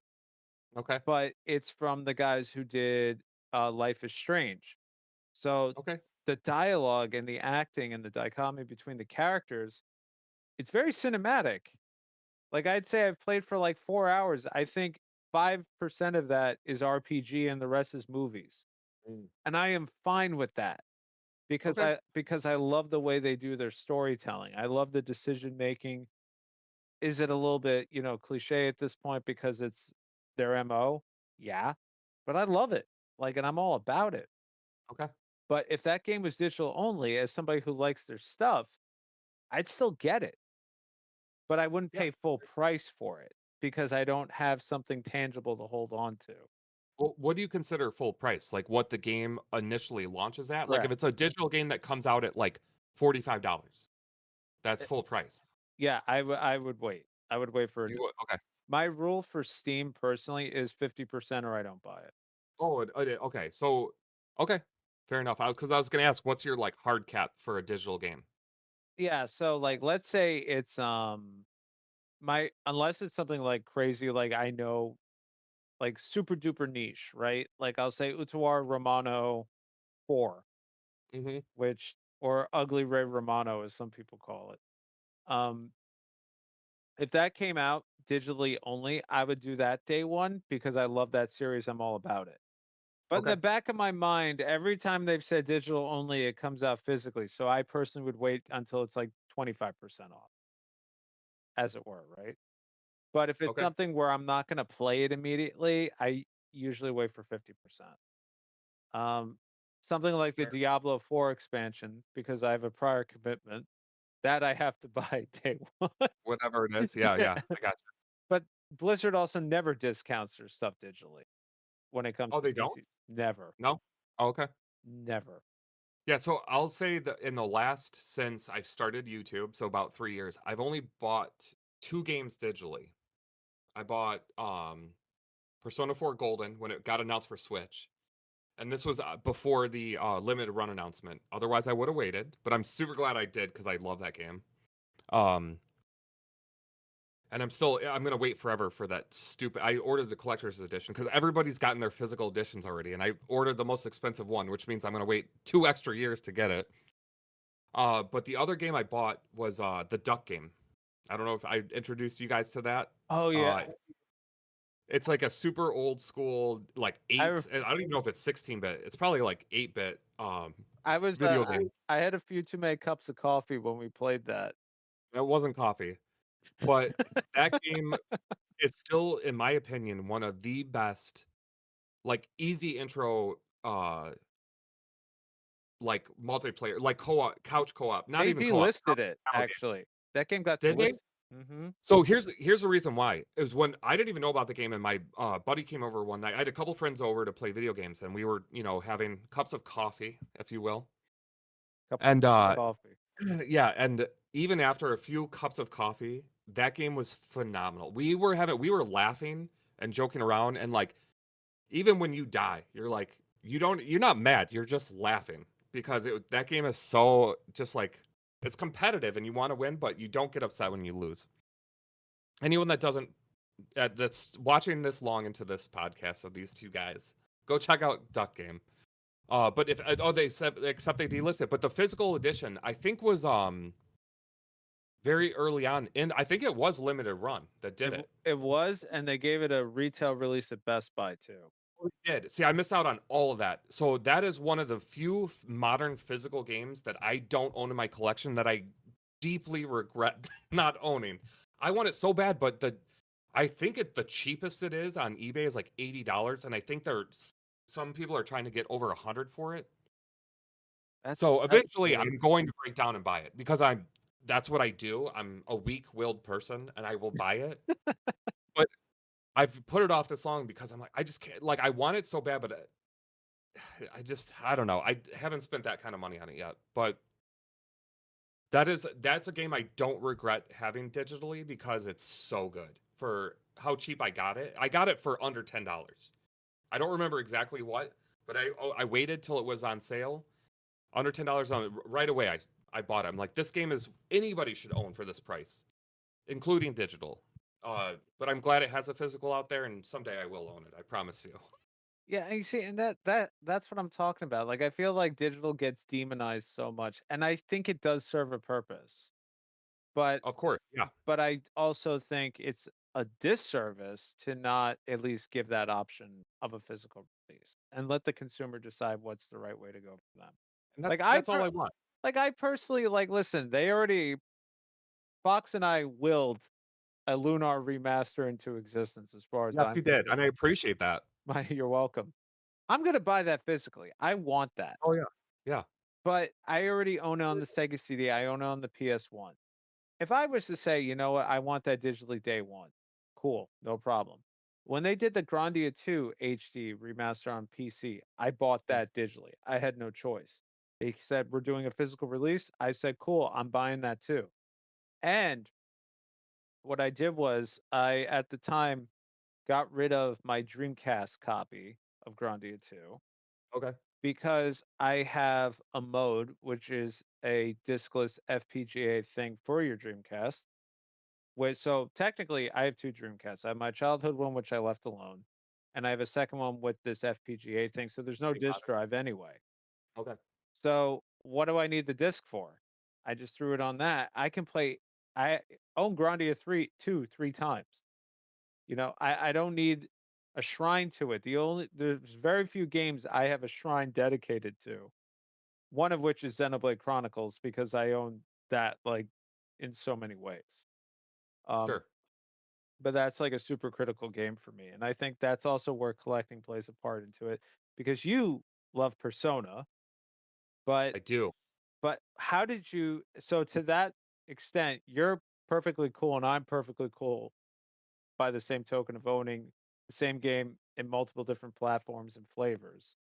Sure, But how did you discover Atlas and that series and because you also collect statues, but I've yeah. you've mentioned it before, but I don't know the whole story. For Persona. Yeah, like how you came across that and like how that collectorism kind of just Oh man, you want me to tell that story? Okay, I will, but I'm gonna take a quick break. I'll be right back. so so obviously with all this is like take five of this shit. So so obviously with all this collecting, you've already alluded to it. You're big into Persona, big into Love it. Atlas. You have a lot of statues. You've done a lot of statue unboxings. How A did lot that of happen? wasted money. Yeah. How did that happen? The statues or the Atlas thing? Both, all of it. Well, I mean, the Atlas thing led into the Persona. Okay, so there's a long chunk of time where gaming was not a priority for me. I was starting work. I met my wife. We started having kids, which is always a mistake. Everybody out there that doesn't have kids, don't do it. But you just get busy with other things. So almost my entirety of my gaming history during a big chunk of time was just playing Call of Duty online with my friends once a week or so. Uh, so gaming really was on the back end, of like my priorities. And then my kids got a little older. I started working jobs that paid a little more, so I had more money, and I played. I got a Switch. Played Breath of the Wild. Sucked me back into gaming. The next game I played was Persona 5. I'd never heard of Persona at that point. I'm a late adapter to Persona. I'm a fake Persona fan, if you will. You are. Um, I am totally admit it. I don't care. You It's didn't still an play amazing series. you didn't play Persona Revelations I didn't. on I the did place. not play it on PS1. I'm such a fake Persona fan. You're better off, trust me. I own it on the PS1, so eventually I would like to play. I played it on the Persona 1 on the PSP, and I didn't like it Yeah, because that you screen is won't so like it on friggin' the small. PS1 either. I'm telling you right now. The only reason I didn't like it on the PSP is because it's so small. I couldn't tell it's so hard to see what's going on. I have such old man eyes that I'm like, ah. So I'm Music is looking for banging though. Atlas always has great music in all their games. But anyways, I think I saw an advertisement for Persona 5 Royal coming out. And I'm like, what is this game? The art style just looks amazing. And I looked into it. I ordered the game and just like it's one of those games as soon as you start playing, you're like, this is amazing. What am I experiencing right here? Even my son would like stop by and like look at it and he's like, this game is different. I'm like, yeah, this game's amazing. Like I would just get sucked into it, like every part of it. And I watched so many videos of people criticizing aspects of the game. I'm like, you guys are really digging here hard to just find something wrong. The game blew me away. I still go back and forth if it's like my second or third favorite game of all time. But in terms of like a cast of characters and the music and all those things, it's my favorite game. It just absolutely invigorated my that and Breath of the Wild and really made me be like, okay, I'm missing something here, not being a gamer anymore. And pulled me back in as an adult. Um, and I don't know what it was about Persona 5, but I loved that cast so much that I just discovered the statues. I don't know how. Maybe I saw a YouTube video of somebody's like, "Oh yeah, this Joker statue exists," and yeah, I've wasted so much money hunting those things down or buying the new ones off AmiAmi over the last couple of years, and I will say I don't regret it because I love them all. like like every time a new one's coming out, I'm like, I already have that character, but I need this one too. So I don't know. It's just one of those games that really just immediately was on the top of my list of games of all time. And then it led me into playing other games within that series. Like I didn't know that SMT existed as a whole as the big umbrella of games that it exists as. The original SMT games themselves are amazing games. I don't like them as much as I like Persona games because it really lacks some of the things I really enjoy, like character development and like things like those are straightforward. You're gonna get murdered Those are more type like tied into like the challenge. wizard. Yeah, it's tied into like Yeah, the wizardry thing. I'm actually playing Persona SMT4 on 2DS right now, and that's actually my favorite That- SMT game I've played. That's my favorite one. Yeah, Yeah, that's my favorite one. yeah, I love it because it does actually have a little bit more of you know other characters in it. Like I don't even know development because I'm not that far because I just have to grind like crazy. I know you're supposed to play it differently, but if I don't go slow and like keep recharging, I keep dying. It's super hard, but I love those games. And I also love the larger world that even though the SMT games and the Persona games and like the Digital Devil Saga and the Raito game, all those games, they're not connected directly. But the fact that the demons exist across all of them, and some come and some go, I just find super fascinating. I don't know what about it, but I love the demon designs. I love the design of all the games, the characters and everything. It's just like super appealing to me. The more I dive into it, the more I enjoy them. And it is also one of those broad series of games that the more you understand them and the better you get, the more you're rewarded because you just start, you progress through them quicker, knowing what you're supposed to do. Yeah, And I really enjoy that. Some more than others. The SMT games are great, and I appreciate that they're the grandfather, the ones that started all the other offshoots, but they just don't for me, they're not as enjoyable as Persona 3, 4, and 5. And like Persona 3, I just finished Reload this year. Obviously, it came out this year, but that's still my least favorite of the modern Persona games. I'm sorry, I still 4 and 5 are better. You can say if 3 is your favorite, I have no issue with that. It's still a great game, and I My love the pearls. cast. Yeah, but even Persona 3 is better than any SMT game, in my opinion. I But I think I think for when it comes to Persona, I think like part of the appeal for me, because I had played the first one on the PS1 and I was completely turned off by it. Like as a kid, I sure, was like, sure. "This is Well, as a hard. kid, yeah, especially, yeah, This is hard. This is dumb. I'm wandering around. I don't understand what's going on. Why should I give a fuck about the moon?" And then I played Persona 3, and I initially was just like, I don't think I'm gonna like it. But the social link aspect, the yeah. It's a totally scheduling, different formula. that Yeah. high I mean, and a lot it's funny, I was listening to the JRPG Pursuit the other day. It's a new podcast with Just the Gems, Oberology, and another friend of theirs who I don't believe has a YouTube channel. And Okay. I think it was Just the Gems Brandon who said in Japan, a lot of folks think of high school as the glory days, which is why a lot of games and anime tie back into Well, that. well, and also in Japan, the that age group is much more important Hmm. well, blah, blah, blah, culturally as compared to like the United States or other areas of the world. Like they have a lot more For us, it's focus even college. later on. Huh? For us, it's college. Yeah, but I think they look at those years as more similar to the way we look at college age kids. Yeah, Like exactly. we fetishize college age kids in movies and stuff like that. The same way they do high school kids. That's Yeah. just how they look at it. Um, and that's one of those things. Like every time I hear the argument that they're like, "Well, I want older people in Persona, like older cast, like they did in Persona 2." I'm like, okay, I get that, and like that's one of what was his name? Zenkichi and Strikers was one of my favorite characters because it was an older character. So it like kind of like was like a juxtaposition to the all the younger the returning Phantom Thieves, and I loved it. But you're not gonna get a college age or later group of main cast Persona characters ever again. They've found their formula, what works. It's their most successful franchise now. They're not gonna switch it up, not to that degree. No, and if you really want to see older men and women doing crazy shit, then just play Like a Dragon. Like that's how I see it. Exactly. Yeah. My age category coming at you with the job class of homeless and just like spitting garbage at people. But I think Yeah. like for me, like playing like a Persona game, like, I went to, a hoity-toity high school.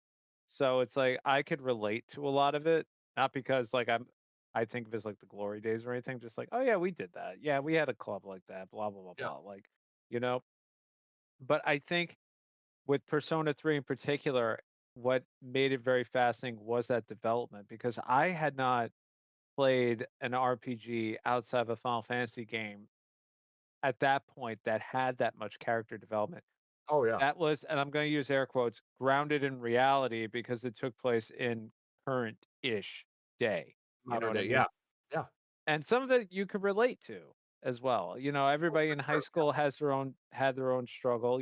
I All was a similar. shy kid in high school, you know, Hmm. who wasn't. And, I was a 17-year-old dude who was awkward and gross, so like it has so much relatable stuff. And even like in each game, the characters aren't an archetype of one another. Like Kyosuke is not Ryoji, you No, not know? at all. Yeah. No. They're both the bromance character, but they're so different. Yeah. And I think that's the best part about it. Yeah. I love all the characters to me are just phenomenal.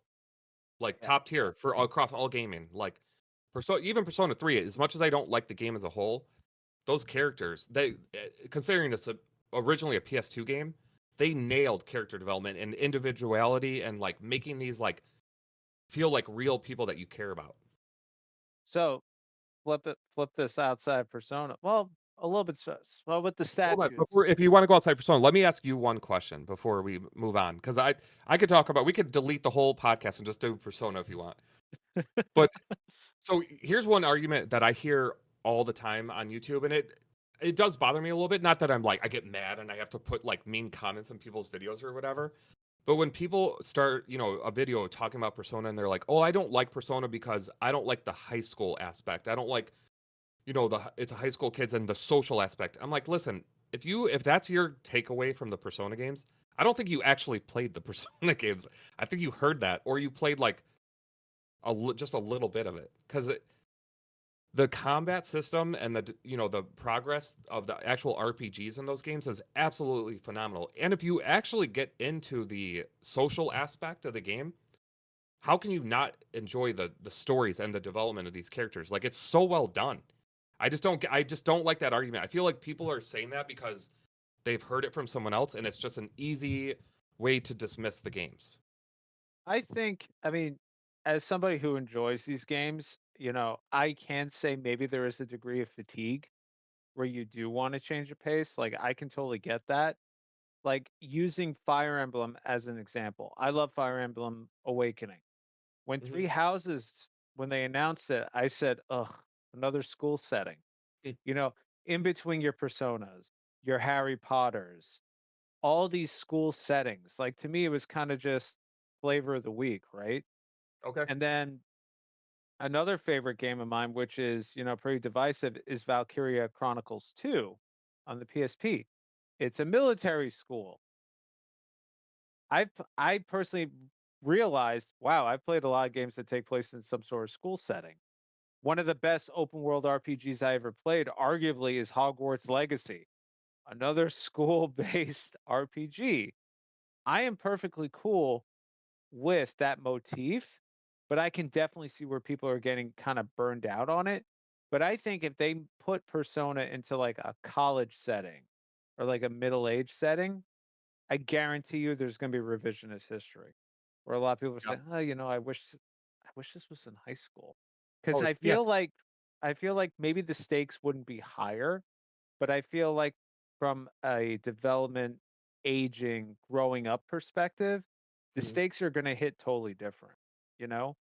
Well, it's that's the grass is always greener on the other side argument. Like Yeah. people are unhappy now, but they're gonna if they change anything, they're gonna be just as unhappy because it's not what it was before. Like going all digital as opposed to physical. Yeah, and also too with like character development. God damn you! With character development, if they have like older cast, like with high school kids, it's a easy way to say like they awaken to this aspect of themselves, this ability, this power. How are you going to say that somebody's 35 years old and they didn't, they're just doing it now all the time?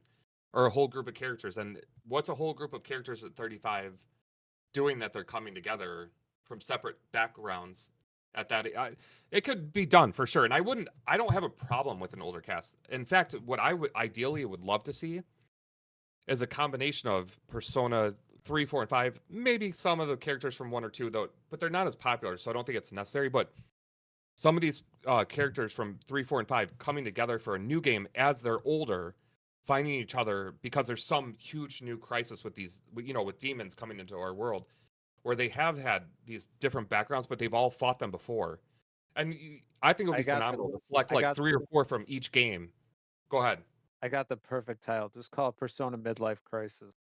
Oh my god, I would listen. You can call it anything. I would buy it, right? Like I would be so hyped for that. Like, everything I've heard about Persona 6, obviously I'm excited, but what would excite me most is having even if it's an offshoot game, having some of these characters come together at a later stage in their life and, fighting some new crisis. That would be like, they have all these amazing characters that they're leaving behind that, that eventually they're like, well, we're not doing any more Persona 4 games. We did a dancing game, uh, the Q games that, and even though those are like technically not canon or, whatever, they wake up and don't remember it.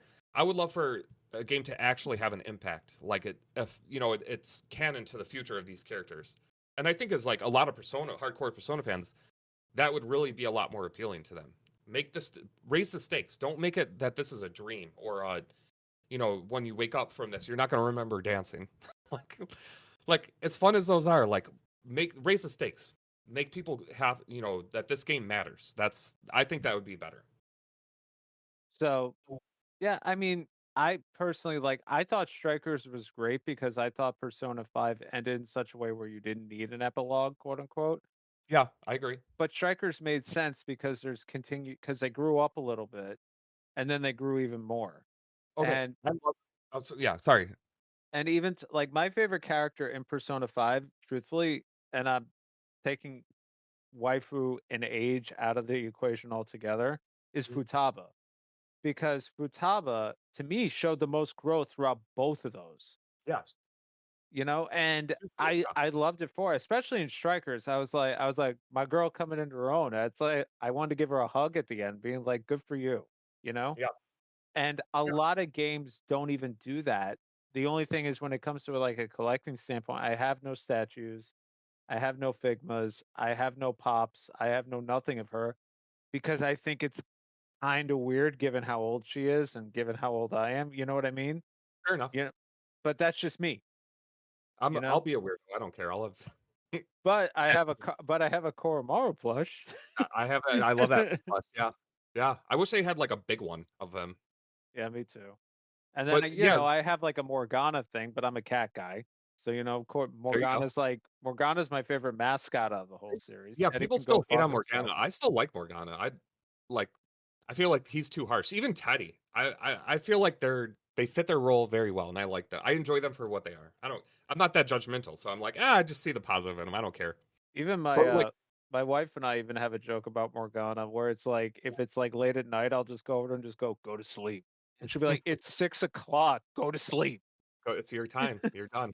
You're not even going to the laundromat tonight. Just go to bed. But yeah, But like strikers, I ended up so I'm not a big Warriors fan, that style of game. yeah.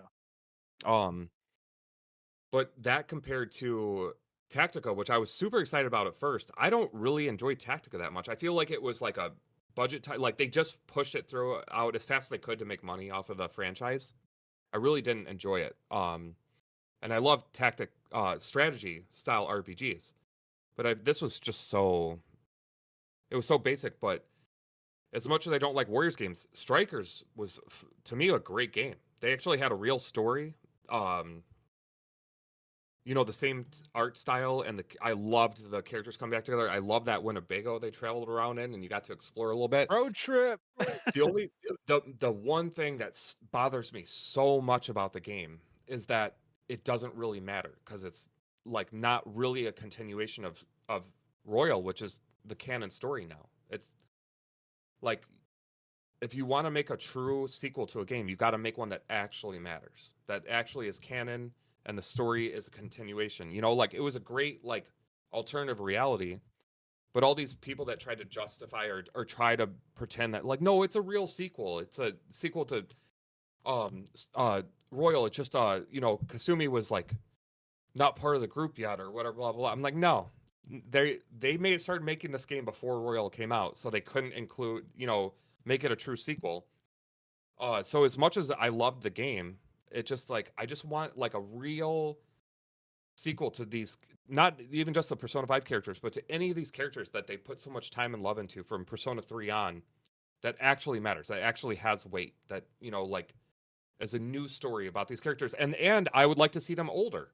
You know, Persona 3 came out in what? 90, What was it?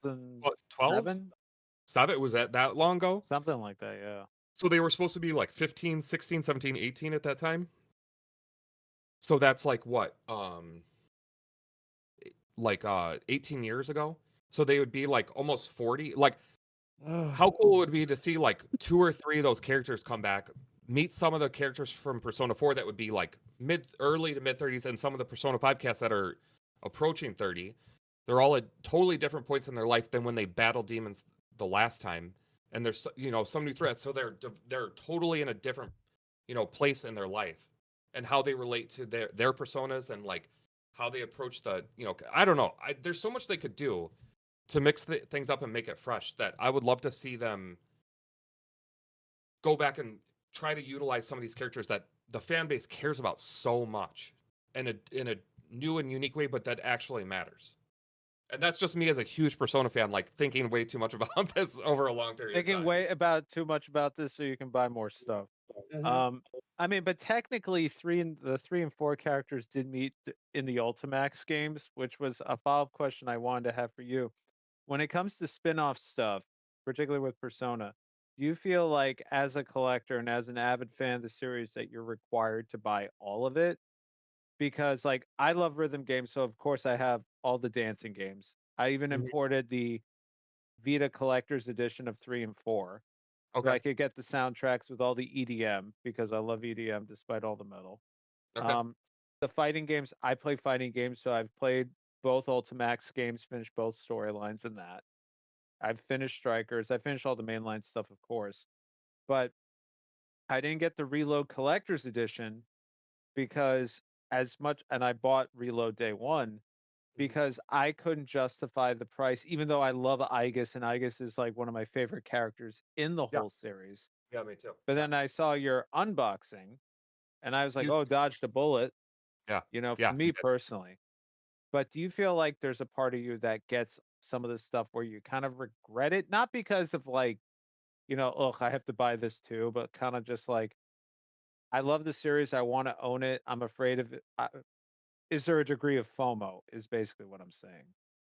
Not with the games themselves. I definitely appreciate owning all those, including the collector's editions, including the Persona 3 Reload, which was a huge disappointment as a collector's edition. That figure is super small and not as great as I would have wanted. But with any collector's edition now with video games, I kind of have that expectation that it's not going to be as great. Hmm. Like not just Persona, anything. In terms of other merchandise, I get the stuff that I think looks really cool or that I really want, but there's a lot of it I pass on. I mean, there's so much Persona stuff out there because they know the franchise is going to sell, buku bucks on everything. So I just pass on a lot of that. But no, the games I never have any qualms purchasing. And like I said, I'm a late adapter to the Persona series, so I've never bought one of the games, the base model, and then 2 years later, the enhanced version of the game comes out. Um, Man, like I guess I can see where people are coming from when they buy Persona 3 and then Fez comes out, or then now Reload, or buy Persona 4 and then Golden comes out. Same thing with 5 and Royal. I think it would be better if Atlas just released a complete game and then moved on to a new project. But at the same time, being, Atlas is still not that big of a, you know, No. video company. So for the devil's advocate, coming from their side, if they know these games are going to sell and they know that if they add X amount of content and they can sell this many more and make this much more money, that it ensures that they're going to be able to survive as a studio. I get it. Now, do I wish that was the case? No, of course not. I don't think anybody wishes that they're being sold the same game twice, even if the new content is amazing. Nobody is going to really want that. But if it keeps one of your favorite studios alive and healthy and able to do the next big thing, okay, I'm for that. That's the way things work. That's the way the video game industry works, the capitalism works. That's just the way things are. So if you're a really smart, patient Persona fan, I would not buy any new Persona game. Persona 6, I wouldn't buy because you know that right now that they're gonna come out with a new edition of Persona 6 2 years after the first one comes out. So just if you don't want to buy both, just wait. Don't watch videos on Persona 6 because everything's gonna get spoiled. But where I'm at now as a Persona fan, Persona 6 day one, gonna play it, and when a new enhanced version comes out, I won't complain once. I'll buy the special edition of it. I'll spend the money. I don't care.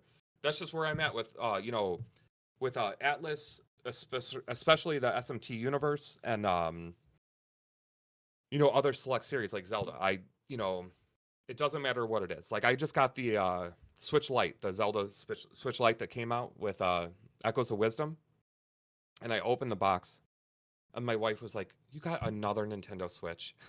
I'm like, "It's a Legend of Zelda Nintendo Switch."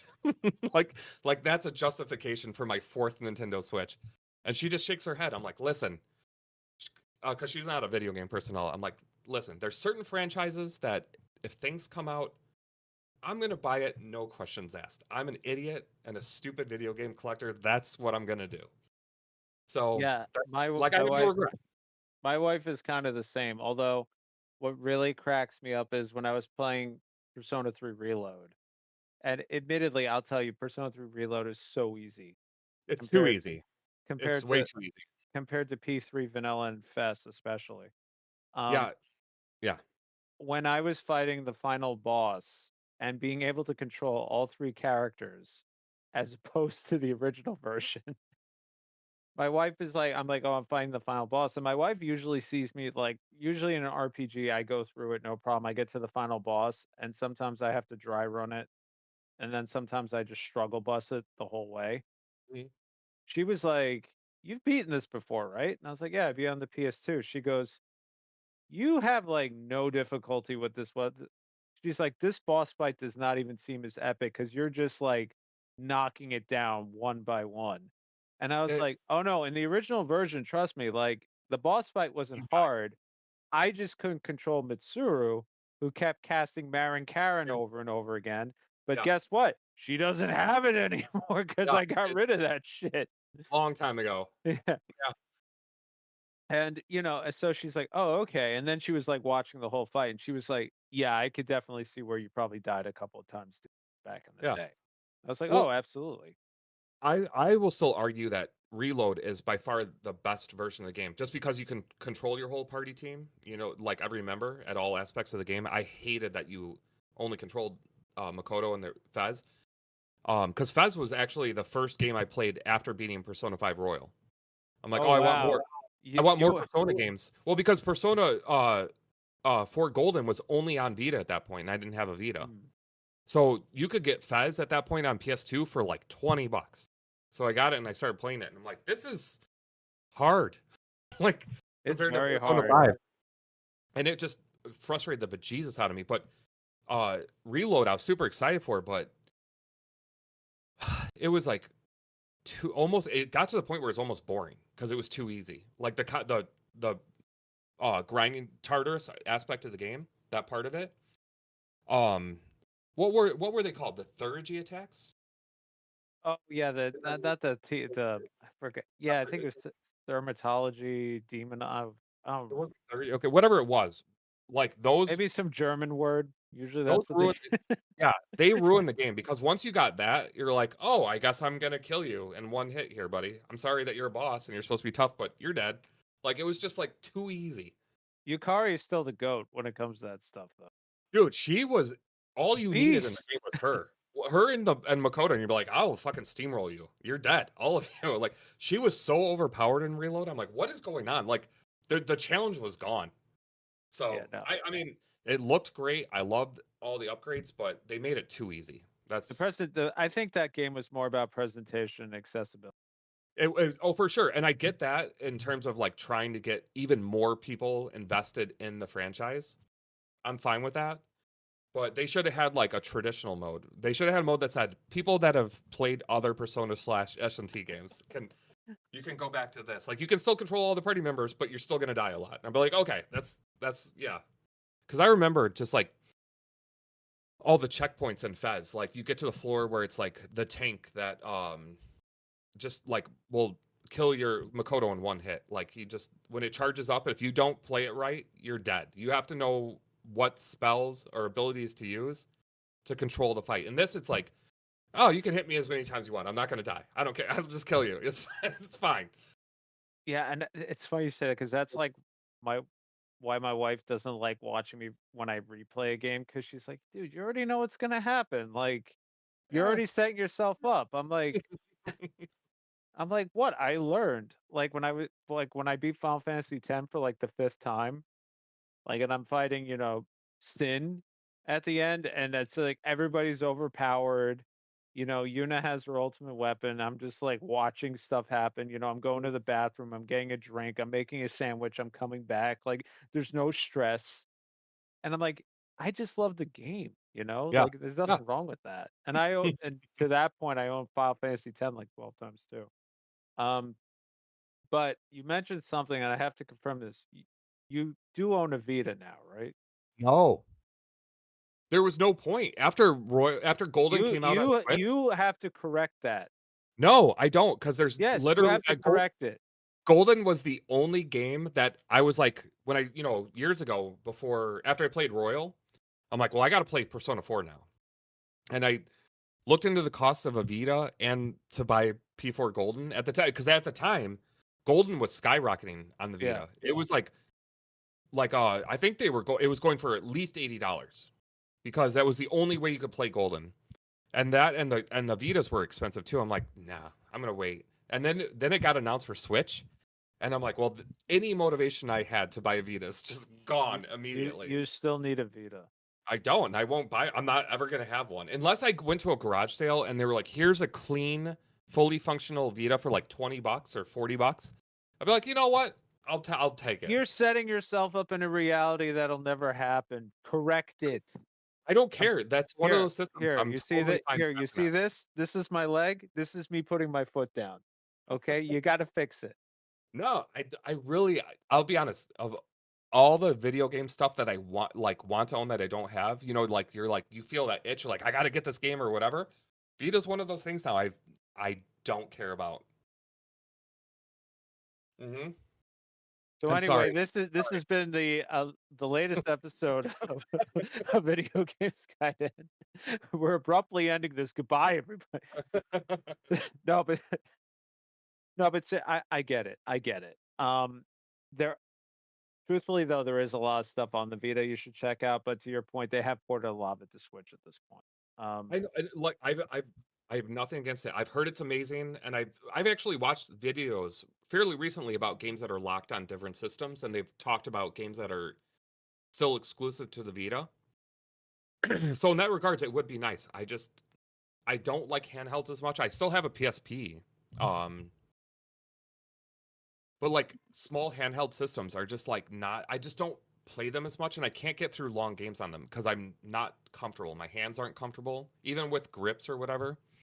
That's why one of the things that the analog pocket that I picked up, which is amazing. I do love it, but until you were able to talk me through actually getting the dock to work, like I could only play. I'm playing an RPG on it, but I can only play for like half an hour at a time before my hands start cramping up. I'm like, I just can't hold these little things in my hand. So yeah, Vita's a hard pass for me. There's honestly not a. You know how they talk about console sellers for video games? Persona 4 Golden was the console seller for the Vita for me, and when it got ported to the modern systems, any enthusiasm I had for the Vita was just gone. Well, and you don't play visual novels, so I mean, I there goes don't. every other system. I need to. I've heard. I actually have bought a couple of them recently, and people have told me they're really good. Like I bought the Danganronpa. I think the what is Decadence or K whatever it is. I think it's all of it on the Y- Switch, all on Yeah, one disc. it's up Or there, over there for me. It's up there. and I've heard it's really good. So They're is that excellent. one of those ones I want to give a chance eventually? Yeah, for sure. But as of yet, I will admit I'm not a visual novel person. Yeah, a lot of people are. Yeah, I like it, but whatever. To yeah. each their own. I'm not knocking it. I just haven't gotten into it yet. Hopefully, So I will. so let's say they made a Persona visual novel. Mm-hmm. Do you think you'd K1 pick special edition. would you pick it up? No, would you pick it up first for the collection, or saying this will be my first VN? Both. I would buy it definitely right away. What the most expensive collector's edition for the collection.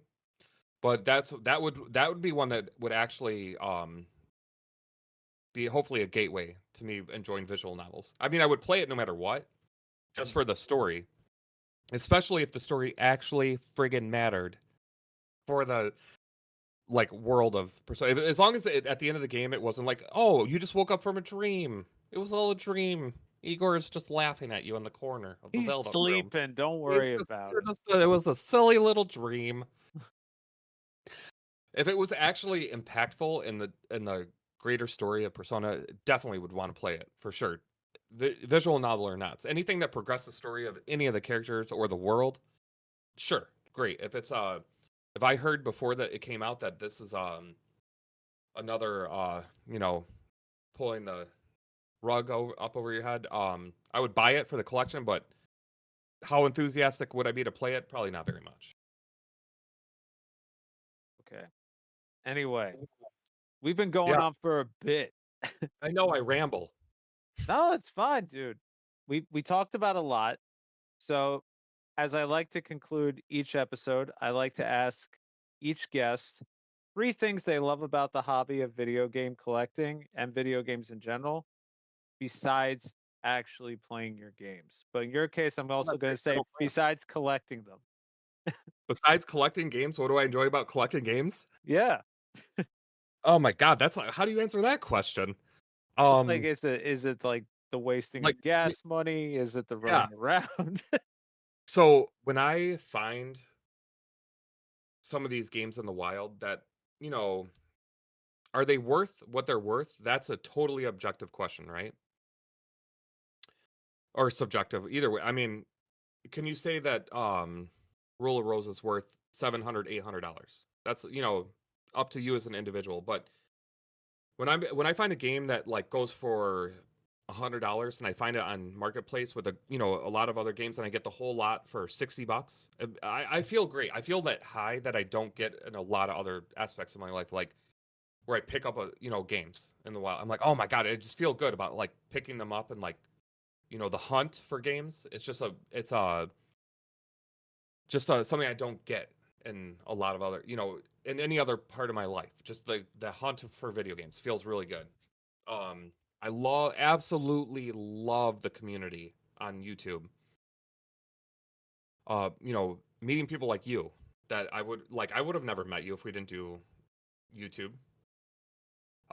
Meeting people or forming even any level of friendship with other YouTubers that do video games. If it's just commenting on videos, subbing and commenting on each other's videos. People I'll probably never meet in real life. It's still, to me, it's so great to have that kind of relationship with people. And it means a lot. It really does. Like, I'm getting older. I don't have time to go hang out with my real life friends, people I've known, for years in real life, but to at least be able to reach out to people that share the same hobby as me on YouTube and share that camaraderie, the mutual respect for what we're doing. That's a great feeling just to have that sense, of like community on YouTube. It's wonderful. Um and the third thing I like about video game collecting that's not collecting, I don't even know. I think I don't know if this counts, but it really keeps me going. I work a ton of hours. I'm very dedicated to my job, and I do love my job, but I spend so many hours at the hospital, and then when I'm not at the hospital, I'm driving my kids around to sports practice or dance practice, or making sure dinner's on the table, cleaning up, doing chores. So to have this kind of outlet where I get to do something that is still purely just for me on a very selfish level, that I get to collect games, play games when I can, share this part of my passion with other people, with my friends, or just people on YouTube that I don't know that comment, and I get to comment back and just share that little teensy bit of my life with somebody else and have them share that back and just enjoy it together, and just knowing that as shitty as things can get in the world, and as much as everybody's life is different and we all have different things going on, we can all kind of come together a little bit and share this one little aspect of our lives and our hobby and just enjoy it together. At this point in my life, that really keeps me going. I love that so much about being able to do that, and I don't have to pretend to be somebody else or care about things I don't care about. This is just video games, and I love it, and that means so much to me. And I think ultimately that's like what brought me back to YouTube was Yeah, same exact thing. Like I yeah, missed it. A- here. And is it different now? Yeah, but I'm still getting some of that euphoric high I used to get. Hmm. Even if there's no video responses or any of that stuff. Like you still make friends, you still establish. I mean, how many times do we all like go out for stuff and we keep an eye out for each other? Oh I yeah, we're always posting. Yeah, who needs this? Yeah, I love it. Yeah, it's you don't get that in an everyday thing, and it's like, tomorrow I'm actually going to a card show with a friend of mine who's trying to get a complete slab Pokemon set. I'm going with him not because I'm looking for anything. I'm going with him because, truthfully, he's expecting a baby in 2.5 months. Mm. So I'm like, I don't know how much longer I have to hang out with him. I gotta go to everything he tells me he's gonna go Yeah. do, you Yeah, know? for the next couple years, there's no no more of that. But the only benefit is he's like, "Thank God you wake up at 3 in the morning," because he knows he can text me being like, "You need to keep me awake, I'm dying," and Mhm. I'll be like, "All right, fine, no problem." Um, but seriously, Bobby, thank you so much for coming on. Yeah, Uh, loved it. this has been so much fun. Tell everybody where they can find you on your one bit of social media, if you don't mind. So you can find me right here on YouTube. So I've got a channel called the Man Boy Cave, man slash boy backslash, right? Cave with a it's a stupid name for a channel, but I named it that because it was me and my son that started it. And now when I interact with a lot of people, they just call me MBC. So I'm like, okay, I'm probably stuck with this name forever. Even after my son grows up and leaves, I'm probably not going to change the name of the channel. Uh, I've had people question it and like, dude, that's a stupid name. I'm like, I'm a stupid person, so you're just gonna have to deal with it. But yeah, right here on YouTube, uh, I love everybody that is a positive influence that just participates in any aspect. And if I'm not for you, totally get it. I respect that. I'm not for a lot of people. I just enjoy you. Thank you for watching this podcast, if nothing else, because I had a blast tonight. Yeah, if you made it to the end, you're wow. Yeah, I'm not gonna make it to the end, so it's fine. Because I talk a lot, but this is a lot more than I usually talk, and that's with me in it. So, woof. You should just edit out like a lot of the middle parts of each conversation so the whole thing doesn't make sense. Like you can whittle it down to like 40 minutes. Just make it like a fever dream. Otherwise, it's gonna be the longest. They're gonna listen to this and like these fuckers are talking about nothing for 40 minutes at a time. Here, But I'm that's gonna fine. do. Here, I'm gonna do. This is the bumper right here. Get Okay, yourself a sandwich. Go do some stuff around the house. You're in for the long haul. put it in. Yeah, that's a great intro right there. Anyway, everybody, thank you for listening and watching. Bobby, once again, thank you for coming on. I've been Alex. He's been the Man Boy Cave, and I'll catch you in the next episode. Take care.